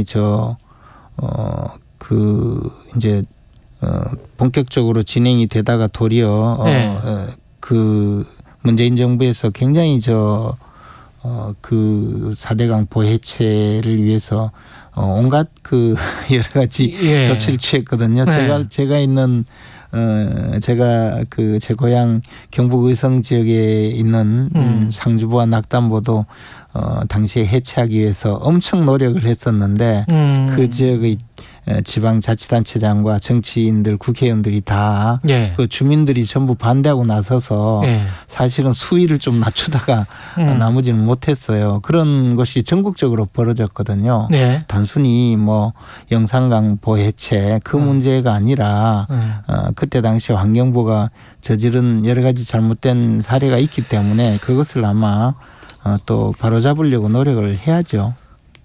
달리 보면 수해가 났는데 프레임을 전환하려고 하는 시도, 또다시 지난 정권 탓 이렇게 하면서 이제 감사원이 뭐 마침 또 이런 이야기를 하고 이런 보고서를 내고 뭐 이런 게 아닌가라고 의혹을 제기할 수도 있을 거는 같습니다만은. 뭐 근데 뭐 수해는 수해고, 예. 보해체는 보해체고, 지금 뭐 그게 그렇게. 근데 수해가 났는데 그 대통령실 관계자 누군지는 모르겠습니다만은 우크라이나에서 이상한 이야기를 했잖아요. 뭐 달려가도 뭐 상황이 변하는 건 아니다. 근데 그래서 이제 언론의 질타를 엄청 받았어요. 네. 그리고 난 다음에 김영환 충북지사가 또 기자들이 물어보니까 아유 뭐 상황이 바뀔 것은 없다고 생각한다. 거기 갔다고 해서 똑같은 이야기를 지금 한단 말이죠. 그러면은 이게 무슨 신념인가 아니면은 이게 뭐라고 뭐, 보세요, 이거는? 근데 이제 뭐 비슷한 시기에 예. 그런 발언이 나와서 뭐 그런 이야기를 지금 들을 수는 있지만 예. 사실은 뭐 그것이 신념이거나 뭐 국정을 기조거나 한 것은 전혀 아니죠. 그리고 국민 한 사람 한 사람의 생명과 안전을 보전해야 되는 것은 정부의 가장 큰 임무이죠. 근데 그거는 네. 이제 도덕적이 있고 네. 당연히 당위적인 이야기인데 속으로는 책임을 면피하고 싶거나 회피하고 싶은 마음이 강하니까 대통령실 관계자도 그렇게 이야기를 하고 충북지사도 그리고 사실은 좀 많이 늦게 간 거예요. 공식 사과도 충북지사도 그렇고 청주시장은 유족들 앞에서 하지도 않았어. 그래서 예. 뭐 그런 것은 사실 이제 국민의 마음을 보듬고 예. 또 저 국민의 대표자로서 또 지역 주민의 대표자로서 해야 될 여러 가지 그 임무를 좀 소홀히 한 것 아닌가 당연히 그렇게 생각을 하죠. 근데 뭐 그 왜 그런 일이 자꾸 반복되는지 좀 옆에서 지켜볼 때는 안타깝죠. 그리고 과거에도 예. 이런 일이 있으면 질타를 받는 것이 상례인데 예. 그런 것을 보고도 이런 일이 있으니까 조금 안타까울 생각입니다. 사실 대통령이나 대통령실에서 질타도 환경부를 질타를 했지 충청북도랄지 청주시랄지 충북 경찰청이랄지 이 정확하게 그 사건과 관련된 오송 지하차도와 관련된 뭐 3자, 4자 행복청이랄지 거기과 관련해서는 어떤 코멘트가 나오지가 않는단 말이지. 그러면은 이건 뭐 책임 소재를 묻겠다는 건지 안 묻겠다는 건지. 아니요, 그 부분은 이제 예. 앞으로 예. 진상 규명이나 이런 것은 확실하게 진행이 되겠죠. 지금 초기 단계에서 수해 복구라든가 또 구조 작업을 하고 있는 당사자들을 하라는 의미이신 것 같은데 뭐 지금 그럴 상황은 아니라고 봅니다. 그래요? 네. 네. 한미일 정상회의 일정은 잡혔는데 이게 갑자기입니까? 아니면 예정이 돼 있던 걸까요? 캠프 데이비드는 굉장히 좀 특별한 경우 아닙니까? 그렇죠. 근데 예. 우리 한미 관계가 가장 좋을 때, 예. 뭐 그럴 때 흔히 이제 이 캠프 데이비드라든가 대통령의 결장이라든가 예. 또 과거에 보면 트럼프 골프장 같은 데서 예. 회담을 하면서 예. 우호 관계를 과시하는 그런 모습을 보였는데요. 이번에 한미일 정상회담을 캠프 데이비드에서 연다는 것은 참 의미가 있다고 저는 생각을 합니다. 예, 예. 물론 이 과정에서 이제 중국과 러시아가 또 대응을 하는 뭐 그런 상황이 조금 있기는 있지만 그러나 저 북한의 핵 도발이 저렇게 진행되고 있는 과정에서는 거의 유일한 해법이 이 한미 그 안보 관계 또 한미 우호 관계를 돈독히 해서 그 북한의 핵 도발에 핵우산을 우리가 미국의 핵우산을 제대로 갖추는 그런 방법밖에 없다고 생각하기 때문에 예. 뭐 이번 한미일 정상회담을 통해서 그러한 우호적인 관계가 좀 더 돈독히 되었으면 하는 바람입니다. 미국이 원하는 게 뭐가 있지 않을까요? 캠피 데이빗 왜냐하면 지난번에 제닛 앨런이 가서 사실은 미국 국채를 지금 발행을 하고 있는데 그것 때문에 중국 도움을 좀 원한 것 같아요. 근데 그 다음에 많이 사주는 데가 사실은 일본이고 우리도 이제 꽤 사주기는 한단 말이죠. 뭐 국채가 나오면. 그걸 좀 원하는 거 아닌가 그런 생각도 듭니다. 왜 특별히 이때 캠프 데이빗 미국 사람들이 어떤 사람들인데 그러나 이제 예. 뭐 그런 일이 있다고 하더라도 예. 또 우리는 지금 반도체 공급망이라든가 IRA나 뭐 이런 것들도 있긴 있죠. 그런 상황에서 지금 만약에 제대로 바터가 된다면 그거는 저도 뭐 좋습니다. 그렇죠. 당연히 그거는 좋지.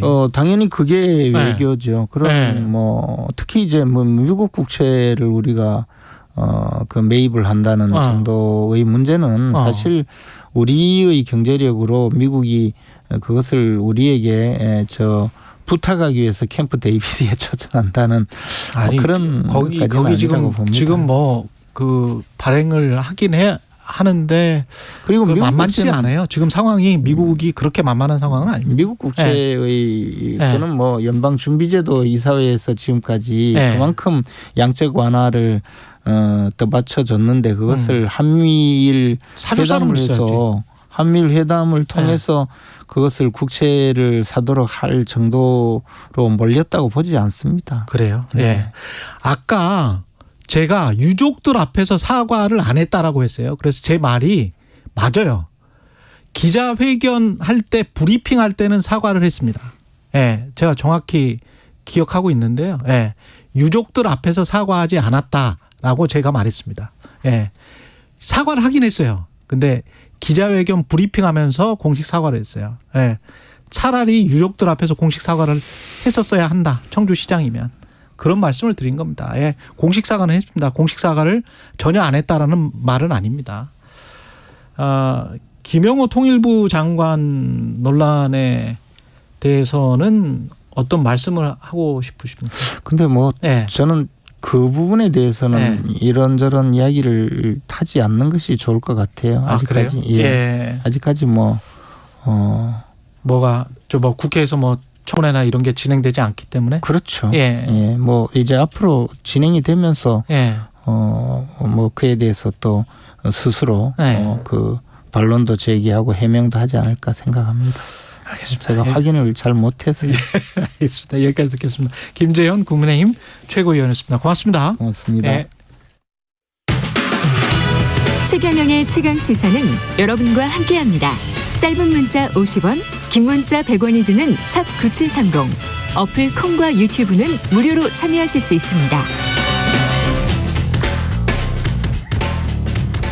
네, 이번엔 민주당 혁신위 이야기 좀 해보겠습니다. 어제 김은경 혁신위원장이 초선 의원과의 간담회에 대해서 소통이 좀 잘 안 된 느낌이다 이렇게 밝혔는데 관련해서 그 현장에 계셨던 분입니다. 민주당 초선 의원 모임인 더민초 중 한 분이죠. 김영대 의원 전화 연결돼 있습니다. 안녕하세요. 네, 안녕하세요. 김영대입니다. 소통이 잘 안 되는 그 분위기였습니까? 어제? 그제죠? 저도 보도를 접하고 굉장히 좀 당황스럽기도 했고 황당하기도 했어요. 황당하기도 했다.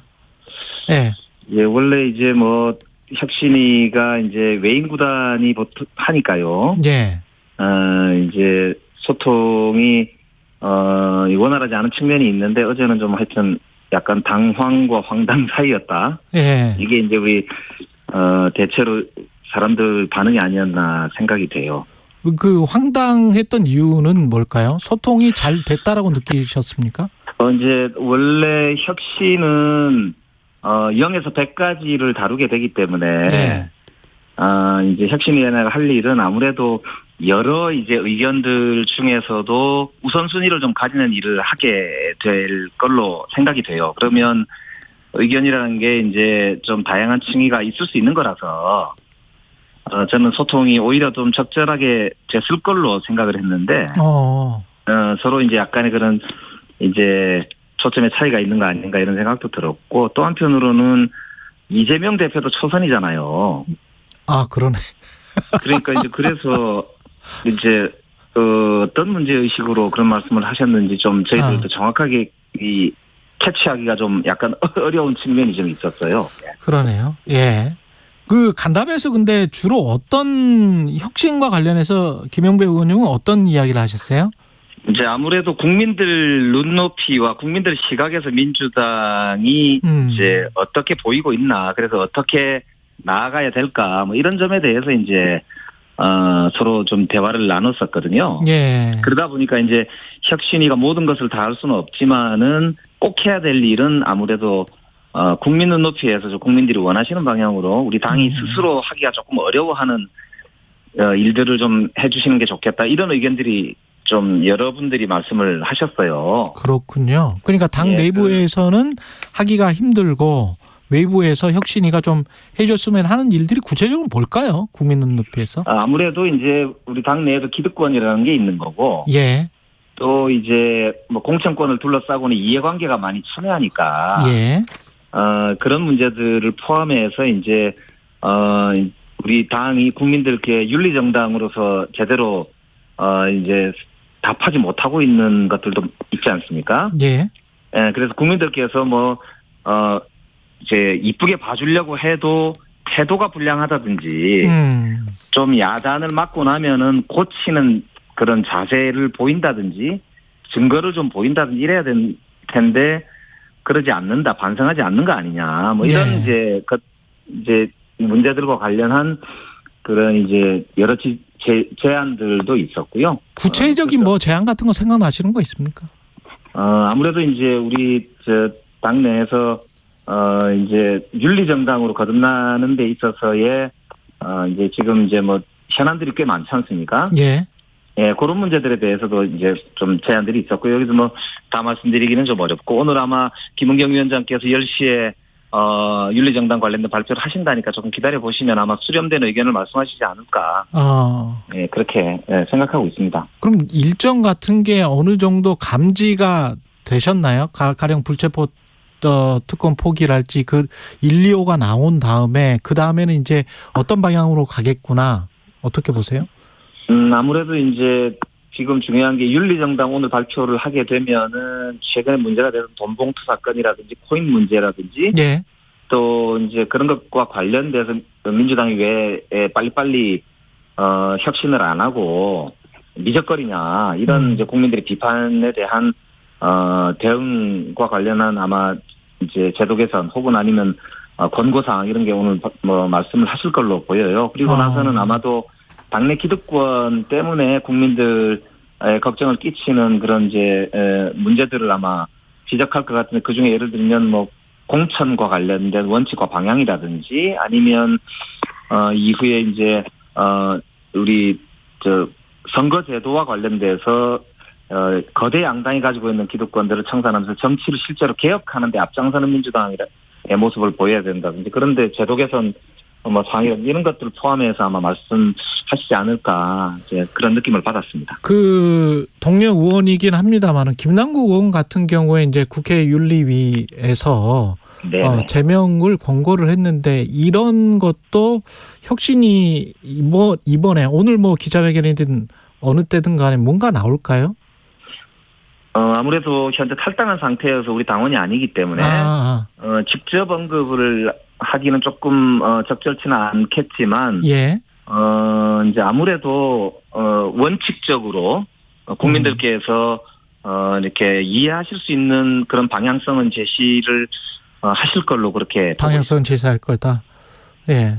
아까 김재원 국민의힘 최고위원은 민주당이 어떤 당인데 제명이나 뭐 사퇴를 하겠느냐.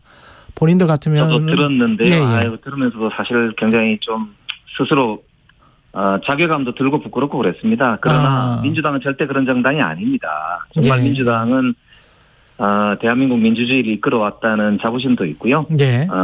이제 정말 헌신성 있는 정당인데 이제 지금부터라도 더 정말 근본적 혁신에 나서겠다 스스로 그렇게 다짐도 해보고요. 예. 이제 앞으로 두고 보시면 우리가 불체포 특권을 내려놓겠다라고 하는 이번에 의총 결의도 있었기 때문에 국민 예. 눈높이에서 정말 이렇게 거듭나는 모습을 보여드리겠다는 다짐을 저도 하고요. 국민들께도 거듭 좀 말씀을 드립니다. 뭐 혹시 구체적으로 그 불체포 특권이나 뭐 이런 것들은 이재명 대표가 당장 이화영 전 부지사의 그 진술 때문에 검찰에서 뭘 할 수도 있잖아요. 그러면 그 다음 사례가 될 수도 있을 것 같은데 어떻게 생각하세요? 지난번에 이재명 대표께서 스스로 이제 불체포 특권을 악용하지 않겠다고 분명히 선언을 하신 바가 있고요. 예. 우리 의총에서도 이제 불체포 특권과 관련해서 우리가 기득권을 내려놓겠다고 선언을 한 바 있기 때문에 이제 국민 눈높이에서 진행할 거다 이런 말씀을 거듭드리고 다만 검찰이 부당하게 지금 이제 수사를 진행을 하거나 정치적 탄압으로 명백하게 보이는 그런 근거들이 이제 확인이 된다면 저희들도 이제 그런 데 대해서는 심각하게 좀 고민하지 않을 수가 없을 텐데요. 예. 특히 이화영 이제 전 부지사와 관련해서는 그 부인께서 직접 자필로 보니까 탄원서도 쓰시고 해서 예. 강압 수사가 좀 무리하게 진행이 되고 있다는 말씀을 하신 걸로 아는데 예. 이런 거는 아마도 당 법률위원회나 법사위 같은 데서 사실관계 확인 같은 게 진행되고 이제 있는 있다? 걸로 압니다. 그래서 아마 예. 사실관계 같은 게 확인이 되면 뭐 종합적으로 논의되지 않을까 그렇게 생각이 되고요. 국민 눈높이에서 이 문제를 진행하겠다고 다짐을 한 바 있기 때문에 조금 예. 지켜봐 주시면 좋겠습니다. 그리고 김은경 혁신위원장은 당내 문제점으로 온정주의 때문에 실기를 하는 측면이 있었던 것 같다 이런 이야기를 했거든요. 예, 사실 뭐 그런 비판을 받아서 마땅하다고 저도 뭐 말씀드릴 수밖에 없네요. 예.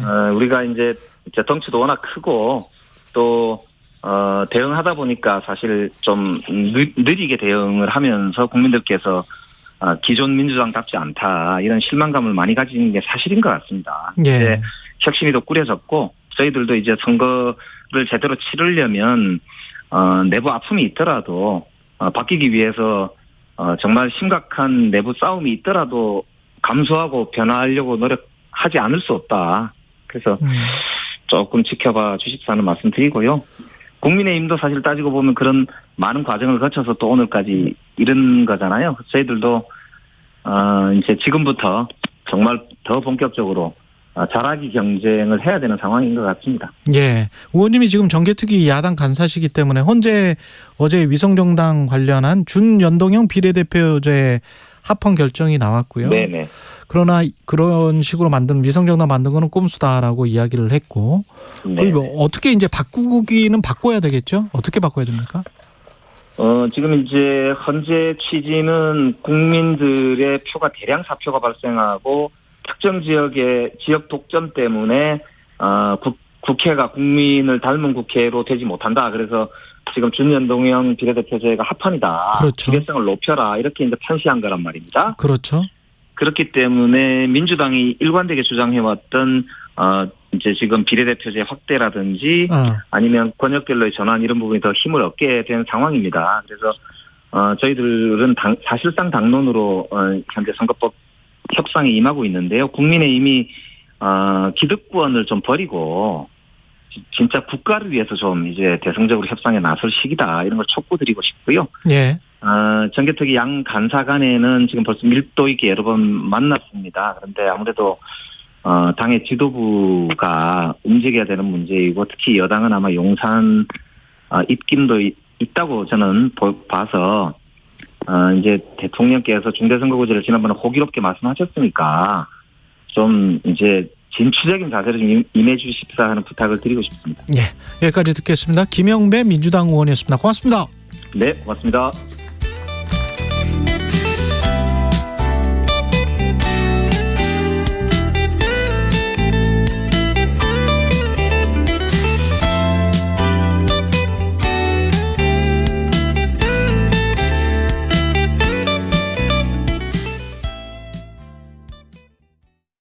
잠시 후 8시 반부터 일부 지역국에서는 해당 지역 방송을 보내드립니다.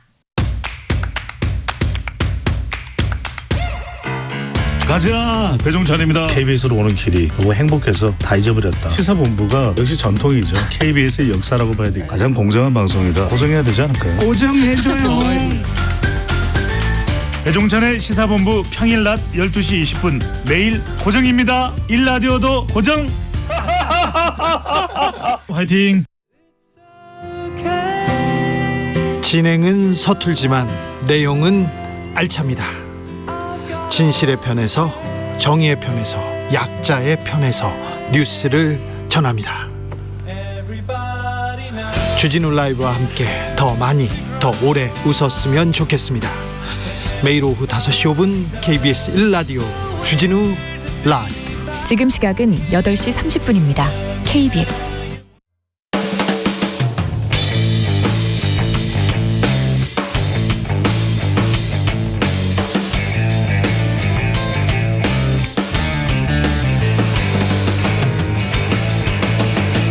최경영의 최강 시사.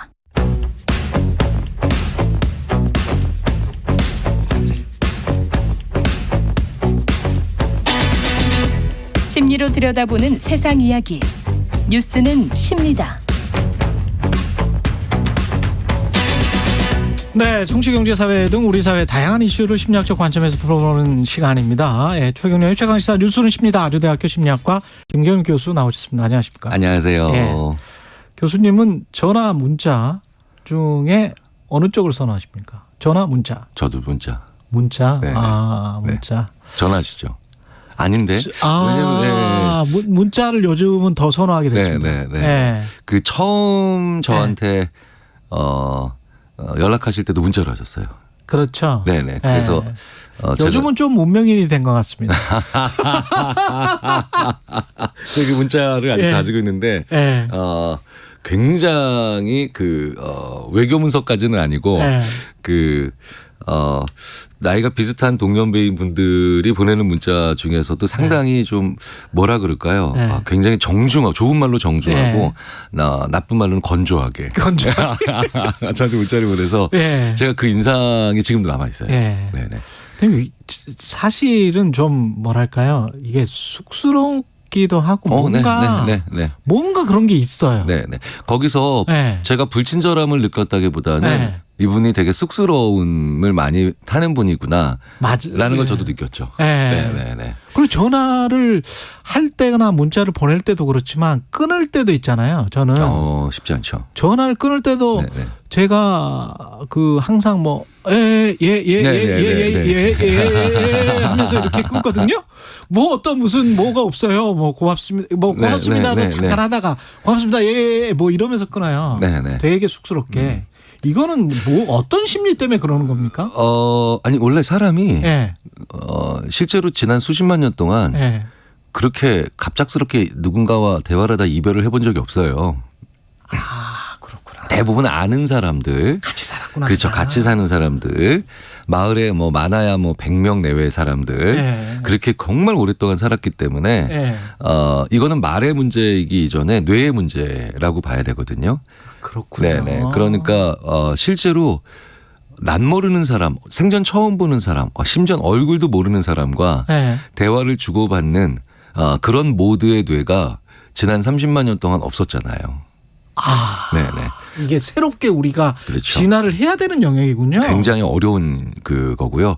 우리의 뇌가 사람의 얼굴을 보면서 대화하는 데 특화되어 있어서 그렇죠. 그래서 사람의 얼굴을 보는 걸 굉장히 부담스러워하면서도 또 한편으로는 굉장히 반가워하면서도 또 가장 친근감 느끼면서도 그다음에 한편은 또 두려워하는 정말 여러 가지가 있는데 어쨌든 누군가와 대화를 하는데 사람 얼굴을 안 보고 대화를 하는 거. 예전엔 편지밖에 없었죠. 그렇죠. 네, 편지밖에 없었죠. 펜팔 이런 거. 그런데 편지는 받고 내가 갈 때까지 글로 가기 때문에 내가 준비할 시간이 있죠. 생각을 2번, 3번 할 수도 있고. 전화는 되게 어려워요. 특히요. 예전에 그런 경험 안 해보셨어요? 유학 시절에 내 모국어가 아닌 맞아. 예, 외국어로 영어인 예. 전하는 거 정말 힘듭니다. 예, 그거 알아먹기도 힘들고. 네네. 왜냐면 예. 상대방의 표정 단서도 쓸 수 없고 예. 뭐 이런 제스처도 쓸 수 없고 예. 예인지 아닌지에 대한 것도 심지어 판단하기 어려운 예. 그런 경우 되게 많죠. 군대에서도 그런 경우 있죠. 예. 그렇죠. 통신보안 한다고 딱 받았는데 초임 장교 시절에 진짜 포비아에 가까웠어요. 진짜. 병사들도 마찬가지로 힘들어 하고요. 예. 이분들도 그게 우리가 쓸 수 있는 정보가 거의 없기 때문에 그래요. 근데 대화를 한다는 건 가장 많은 신경을 곤두서야 되고 그다음에 실수하면 안 된다고 생각을 하는 건데요. 뇌가 준비가 안 돼 있는 상태입니다. 뇌가 준비가 안 돼 있고. 네. 그냥 오로지 음성에만 의존해야 되는. 그렇죠. 그래서 전화를 잘 안 하거나 안 받으려고 합니까? 사람들이? 그러니까 가까운 사람의 전화 혹은 잘 그렇죠. 아는 사람의 전화 같은 경우는 전혀 그렇지 않은 경우가 많죠. 그러고 생각해보니까 그 모든 전화까지는 아니지만 한 8, 90%는 저도 다 가족들이네요. 네. 그러니까 가족이 문자 보내면 되게 이상하죠. 그러니까 전혀 언제나 이상한 게 아니라 요건 전화로 해야 될 상황인데 예를 들어서 아빠 저 이번에 대학 붙었어요.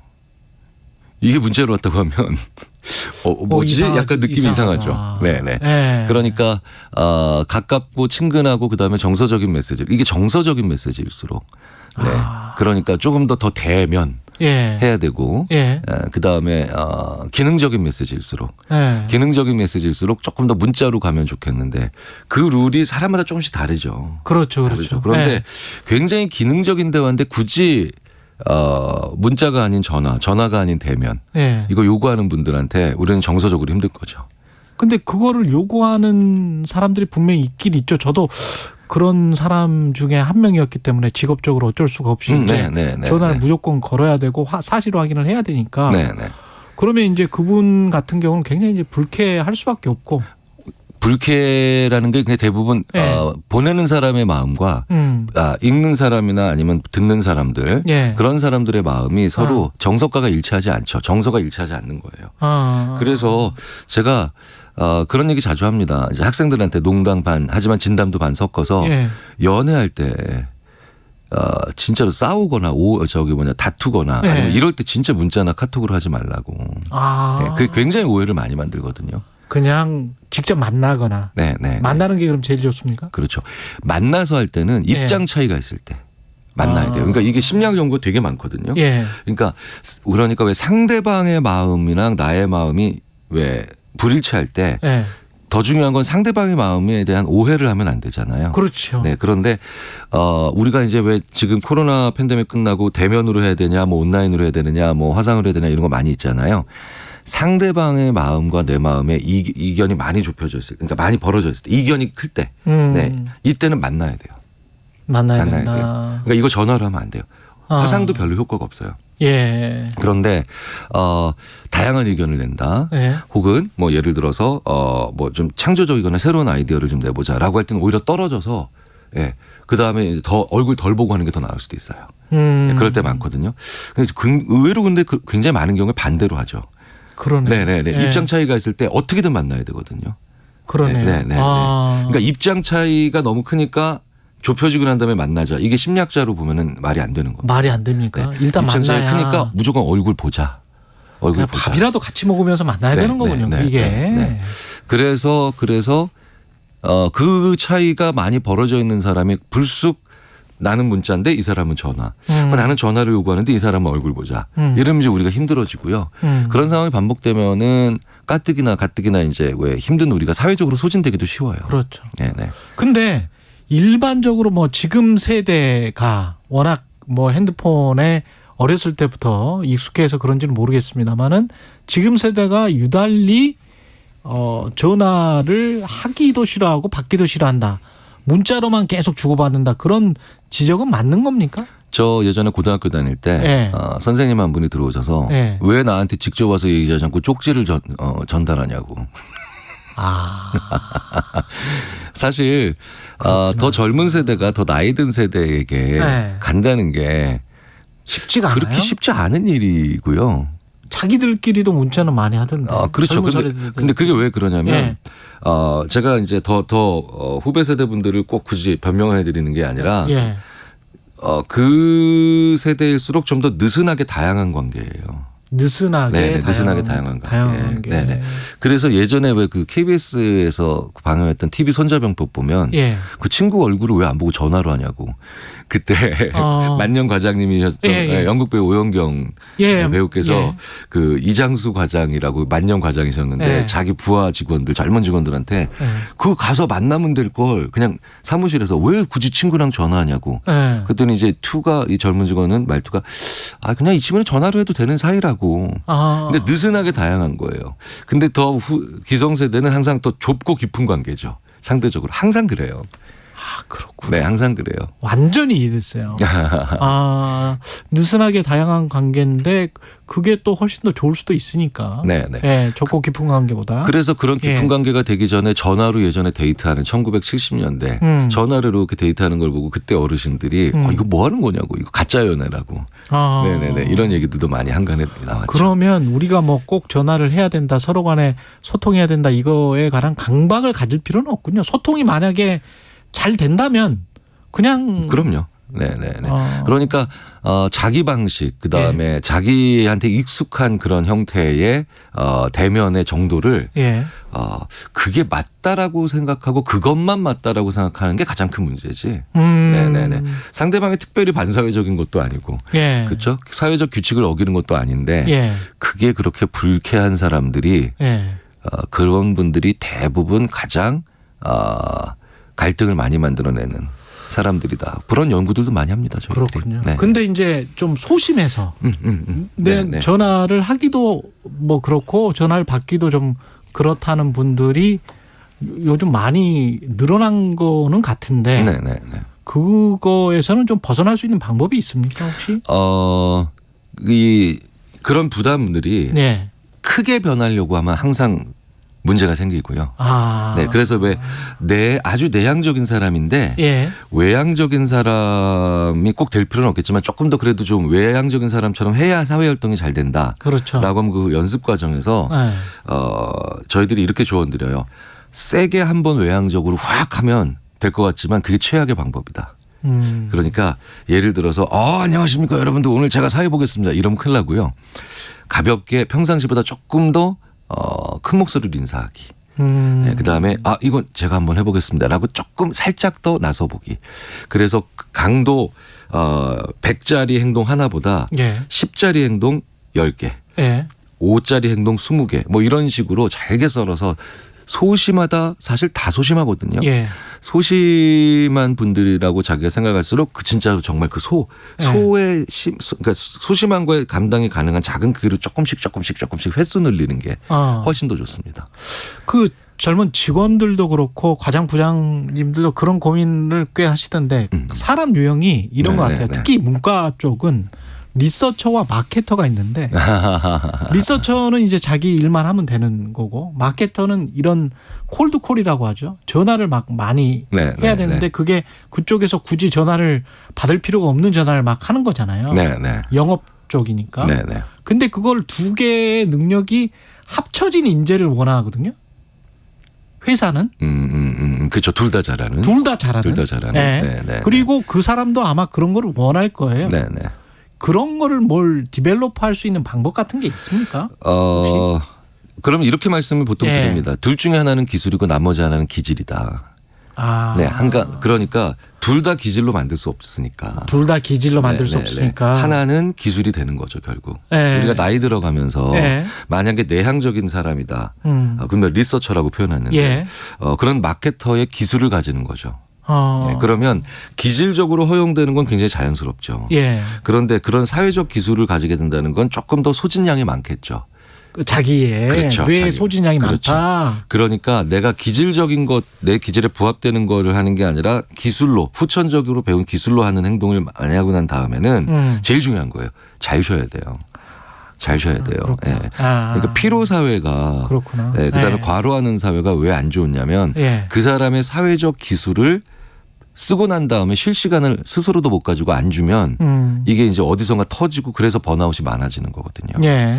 그러니까 일을 많이 해서 오는 게 번아웃이 아니라 그 사람이 사회적 기술을 사용하고 난 다음에 쉴 시간을 안 줘서 그게 번아웃이 오는 겁니다. 그러네요. 네. 네. 자기 기질이랑 안 맞는 일을 사회적으로 업무적으로 꼭 해야만 될 때. 그렇죠. 그래서 최 기자님도 잘 쉬셔야 돼요. 이제 네, 뭐 잘 쉬어야 돼요. 전형적인 리서처시잖아요. 네, 저는 전형적인 사실은 리서처인데 20여 년의 세월이 이렇게 만들었어요.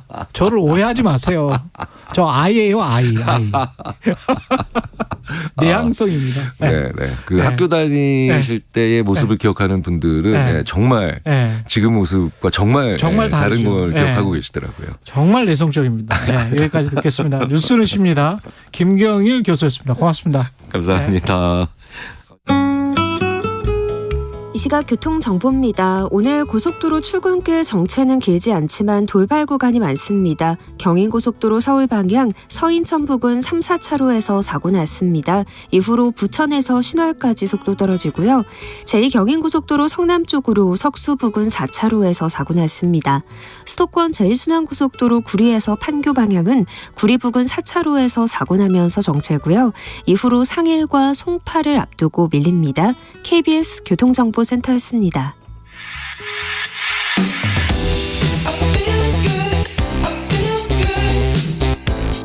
세상에 이익이 되는 방송 최경영의 최강 시사.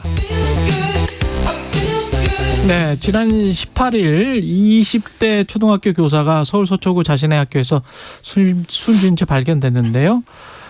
또 다른 사건이 있었죠. 서울의 한 공립초등학교 교사가 학생의 폭행을 당해서 전치 3주 진단 받았습니다. 초등학교 교사로 20년간 근무했던 윤구영 오마이뉴스 교육전문기자와 관련 문제 짚어보겠습니다. 안녕하십니까? 네, 안녕하십니까? 예, 어제도 그 현장, 그 서초구에 있는 초등학교 현장에 가셨었죠? 예, 어제 한 5시간 정도 머물렀습니다. 가서. 예. 지금까지 밝혀진 사실은 뭡니까? 그러니까 일단은 가장 중요한 게 왜 돌아가셨는가. 사망 경위가 아직 나온 게 없어요. 일단은 없고. 이 사건은 서울 서초구에 있는 그 S초등학교라고 합니다. 학교 이름 밝히면 안 되겠죠. 지난 18일 오전에 사건이 일어난 거고. 이 선생님이 지난해 3월에 부임했어요. 지난해 3월에? 예. 그래서 당초 알려진 건 새내기 교사니 뭐니 나왔지만 2년차 교사고. 2년차 교사. 지난 18일 10시 50분에 교실에서 사망한 상태로 발견이 됐습니다. 그러니까 첫 부임한 학교네요. 그렇죠. 첫 부임은 맞습니다. 그 경찰과 교육청은 일단은 극단적인 선택으로 보고 있고요. 사인은 그렇게 보고 있고. 교원단체들은 유족도 어제 기자회견을 했습니다만 저도 보도를 했고 그저께 했나? 학부모와 마찰 여부에 대해서 따져달라 이렇게 요구를 하고 있는 상태고요. 유족들은? 교원단체도 그렇고. 교원단체도 그렇고. 근데 서울교육청은 신중한 태도입니다. 경찰이 사망 원인을 조사하고 있으니까 좀 지켜봐 달라 이렇게 하고 있습니다. 학부모와의 어떤 뭐가 있었는지에 관해서는 왜 먼저 이런 이야기를 제기를 했을까요? 그러니까 그 근거가 있어요. 근거가 있습니까? 근거가 있죠. 근거가 일단은 그 이른바 금쪽이 학생이라 그럽니까? 좀 다루기 힘든 학생이 1학년 그 반에 한 4명 정도가 있다 합니다. 금쪽이 학생. 요새 뭐 다 금쪽인데. 4명이 있는데 그 민원 제기가 좀 있었나 봐요. 학부모들 사이에서. 구체적인 민원이 2가지가 있는데 바로 전주에게 2개다. 바로 전주 돌아가시기 전에. 그 하나는 학생끼리 그 연필로 얼굴을 긁었다고 합니다. 초등학생끼리. 이제 그게 뭐 안 좋은 일이고 무척 문제가 있는 일이긴 합니다만은 빈번히 일어나요, 사실은. 근데 한 학부모, 피해 학생의 학부모인데 교사 자격이 없다. 애들 케어를 어떻게 하는 거냐. 이렇게 다른 곳도 아니고 교무실에서 이제 공개적으로 얘기를 하신 것 같아요. 직접 찾아와서 학부모가? 그리고 요거는 많이 밝혀지진 않은 겁니다만 서울교사 노조가 어제 공개를 했는데 한 학부모가 교사한테 그 전주에 그러니까 전주에 다른 학부모입니까 그러면? 그건 확인이 안 되고 있습니다. 예. 같은 학부모인지 아닌지는. 예. 고 연필 사건 관련자로 정도만 제가 파악을 했고. 예. 근데 휴대폰으로 여러 차례 전화를 했다는 거예요. 수십 차례라고 하는데. 이 교사에게? 예. 근데 이 번호를 알려주지 않았대요. 이 선생님은. 어디에도 학부모에게. 근데 어떻게 알았는지 휴대폰으로 전화를 수십 차례 하니까 이 교사가 소름이 끼친다고 옆반 선생님한테 얘기한 것 같아요. 동료 교사한테. 그래서 방학을 하면은 휴대폰 번호 바꿔야지 이렇게 얘기를 했대요. 근데 결국 번호를 바꾸지 못하고 돌아가신 거죠. 정황이 있군요. 지금 여러 가지가 있습니다만은 일단은 나름대로 서울교사 노조가 공개하고 저도 확인한 부분 직간접으로 두 가지만 말씀드리는 겁니다. 다른 정황은 지금 확인이 안 됐으니까 말씀을 안 하시는 건데 두 가지 사실은 확인이 있다. 그런데 증언이 있는 거죠. 증언이 있다. 동료 교사의 증언, 직간접적인 증언이 있는 것입니다. 근데 학교가 교육청이 대신 낸 학교의 입장문을 보면 마치 아무런 문제가 없었던 것처럼 나와 있거든요. 그러니까 이게 인터넷에서 그 교사들이 많이 그 가정통신문 이른바 교장의 글을 보고 비평을 했던데 이거는 뭐 학교는 문제 없다. 교사가 개인적인 문제로 몰아가려는 거 아니냐 하는 의심 섞인 질문을 던지고 있어요. 사실. 그렇지만 잘못 알려진 부분도 있었거든요. 이게 인터넷 카페에 18일 날 돌아가셨지만 알려진 게 19일 오후서부터 인터넷 카페에 이게 엄청 글이 많이 올라왔었고요. 저는 휴가 중이었기 때문에 글 쓰지 말아야지 하고 그냥 있었었는데 근데 고인이 뭐 학교 폭력 담당이었다. 새내기 교사였다. 4개월밖에 안 된. 또 학폭 사건으로 학부모 시달림을 많이 당했다. 뭐 이런 글들이 올라왔었는데 교장 얘기 중에 맞는 얘기들도 상당히 있겠죠. 그 가정통신문 내용 보면 고인 담당 업무가 학교 폭력 업무가 아니었다. 이거 맞고요. 그거 맞고요. 해당 학급에서는 올해 학교 폭력 사안이 없었다라고 적었는데 이거는 뭐 교사들이라면 다 압니다만은 학폭 사안, 학폭 신고 사안으로 가는 거는 10개 중에 한두 개예요. 그렇겠죠. 학폭 사안은 엄청 많을 수 있어요. 그런데 담당 교사 입장에서 신고 주체가 뭡니까? 고인이에요. 고인이. 연필 사건도 고인이 신고를 했다면 학폭 신고 사건이 되는 거예요. 바로 전주에. 그런데 신고를 안 했기 때문에 학폭 신고 사안이 안 됐을 뿐이지. 그렇죠. 근데 마치 학폭 자체가 없었던 것처럼 비친단 말입니다. 그렇지만 말 돌리기를 한 거죠. 학폭 신고 사안이 없었다라고. 신고는 없었다. 신고는 없는 건 맞지만 학폭 사안은 있을 수 있는 거죠. 그러나 아까 그 정황 두 개를 보면 뭔가 학부모로부터 심적 압박을 당했을 수도 있다. 그랬을 수 있고 또 다른 이유가 있을 수도 있습니다. 물론. 근데 서울교사노조에서는 고인이 학부모 4명으로부터 시달림을 당한 게 아니라 고인 담임 학급의 학생 지도에 어려움을 겪었다고 이제 정정을 해왔다는데 이게 같은 말일 수도 있겠네. 같은 말이에요. 그게 뭐냐면 같은 말일 수도 있겠어요. 학생 4명. 당초 4명의 학부모라고 보도를 했었는데 그게 이제 와전이 됐다는 뜻인데 학생 4명이 금쪽이처럼 이게 좀 힘든 학생이었고 관련 학부모들이 민원을 제기했다는 것인데 모두 다 제기했다는 뜻은 분명히 아니고 몇 명인지는 모릅니다만은 학부모 민원은 지금 말씀드린 대로 분명히 있었다. 학부모 민원 분명히 있었네요. 그럼요. 그 자체를 부인할 수는 없는 일이죠. 그게 이제 고인의 어떤 그 결정에 어떤 영향을 미쳤는지는 알 수가 없네요. 그 전화, 휴대폰 포렌식이나 뭐 이런 것들을 좀 봐야 되겠네. 경찰 수사나 당연히 뭐 경찰이 지금 하고 있을 텐데 유서가 발견됐다는 소식은 아직 없어요. 더 봐야 됩니다. 유서 부분도. 근데 교사들은 해당 교사가 학교에서 돌아가신 것 자체가 유서 아니냐, 몸으로 보여주는 유서 아니냐 이렇게 보고 있어요. 교육계 반응은 그렇고요. 교사들 그렇죠. 어제 그 해당 S초등학교 갔는데 교문 앞에 손편지라 그러죠. 손편지 물론에서 한 수천 개가 붙어 있었고 꽃은 제가 어린이집장으로 봤을 때 조화는 2,000개, 교사들은 1,500명가량. 저는 놀랐는데 상당히. 손편지가 교문 앞에 붙여 있는 내용 중에 가장 눈길을 확 사로잡은 것은 나는 당신입니다 였습니다. 나는 당신입니다. 나는 당신입니다. 예. 그 동병상련 그만큼 지금 동병상련 공감을 하고 있다는 건데 이게 사실은 공통적으로 느끼는 뭔가가 있는 거잖아요. 교권 침해가 많았다는. 교사들은 대부분 교권 침해에 시달리고 있는 건 사실인데 물론 그게 주관적인 개념으로 볼 수 있어요. 그런데 이 법이 좀 어려움이 있어요. 아동학대 처벌법이라고 있습니다. 이 법이 2014년에 생겼는데 지금 한 10년가량 됐지 않습니까? 그렇죠. 이거 생긴 다음부터 교사들이 되게 호소를 해요. 뭐 때문에 호소하냐면 고소당할까 봐 호소를 하는 거예요. 고소당할까 봐. 그리고 실제로 고소도 많이 벌어지고요. 근데 이게 가정학대 오히려 그 학부모들의 그 자녀 학대를 예방하기 위한 것이었는데 신고 주체가 또 교사도 포함되어 있거든요. 이것을 학부모들이 교사의 교육 생활지도 내용을 비판하면서 악용하는 프로 불편녀들이 있는 거예요. 프로 악성 민원인이라고 할 수 있는데 극소수입니다만은. 근데 아시다시피 공무원이 이 목줄이 있는 거예요.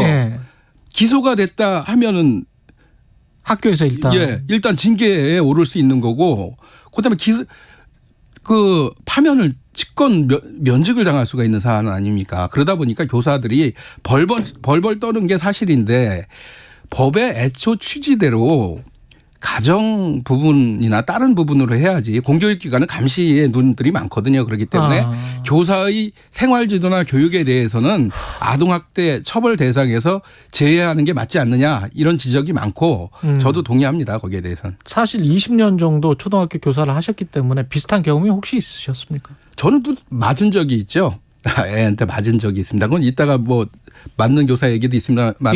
지금 시간이 1분밖에 안 남았어. 아이고 그랬군요. 지금 교사가 그 하루 전날 18일인데 교사가 초등학교 6학년 교사가 맞아갖고 문제가 된 거 아닙니까? 여학생이. 그렇죠. 그런데 그날이 바로 교사가 또 서울에 있는 또 다른 학교에서는 자살한 날이 극단적 선택을 한 날이 되겠습니다. 저 같은 경우도 맞았는데 몸이 아파서 아픈 게 아니라요. 마음이 아파서 아프죠. 아팠고 제가 4년 전까지 초등교사를 했습니다만은 어린애들 그래서 잠을 못 잤어요. 그렇죠. 근데 어떻게 대응을 할 수가 없잖아요. 우리는 어른이고 선생님이고 그렇기 때문에. 교사들이 여지껏은 뭐였냐면 참고 넘어가자. 없었던 일로 하고 그냥 또 훌훌 털고 가고 그랬습니다만은 이게 고소고발로 이어지고 그러다 보니까 선생님들이 극심한 고통을 겪고 있는 겁니다. 극한 직업이란 말이 나오는데 바로 교사들의 얘기라고 볼 수 있어요. 지금. 이런 상황까지 교권이 갔군요. 슬프네. 그러니까 아동학대 처벌법은 정부 당국이나 교육감님들 그거 말만 하지 말고 빨리 좀 바꿀 생각을 해야 될 것 같아요. 아동학대 처벌법이 가장 핵심이다 이렇게 보시네요. 그렇게 봅니다 저는. 학교에서는 어떤 역할을 해야 될까요? 짧게 한 20초만. 학교에서는요 프로 불편러. 그 민원 악성 민원 학부모는 행정실에서 좀 차단해 줘야 되는 거 아니에요? 그건 캐나다나 외국에서 하는 일인데 우리나라는 그걸 안 하고 있고 그거 교장 교감 선생님이 뭐 합니까? 그분들 상담을 하고 교사와는 차단을 해야 돼요. 그런 분들은 상대하지 못하게 교사를. 맞습니다. 윤군혁 오마이뉴스 교육기자였습니다. 고맙습니다. 최경영의 최강시사였습니다. 다음 주에 뵙겠습니다. 고맙습니다.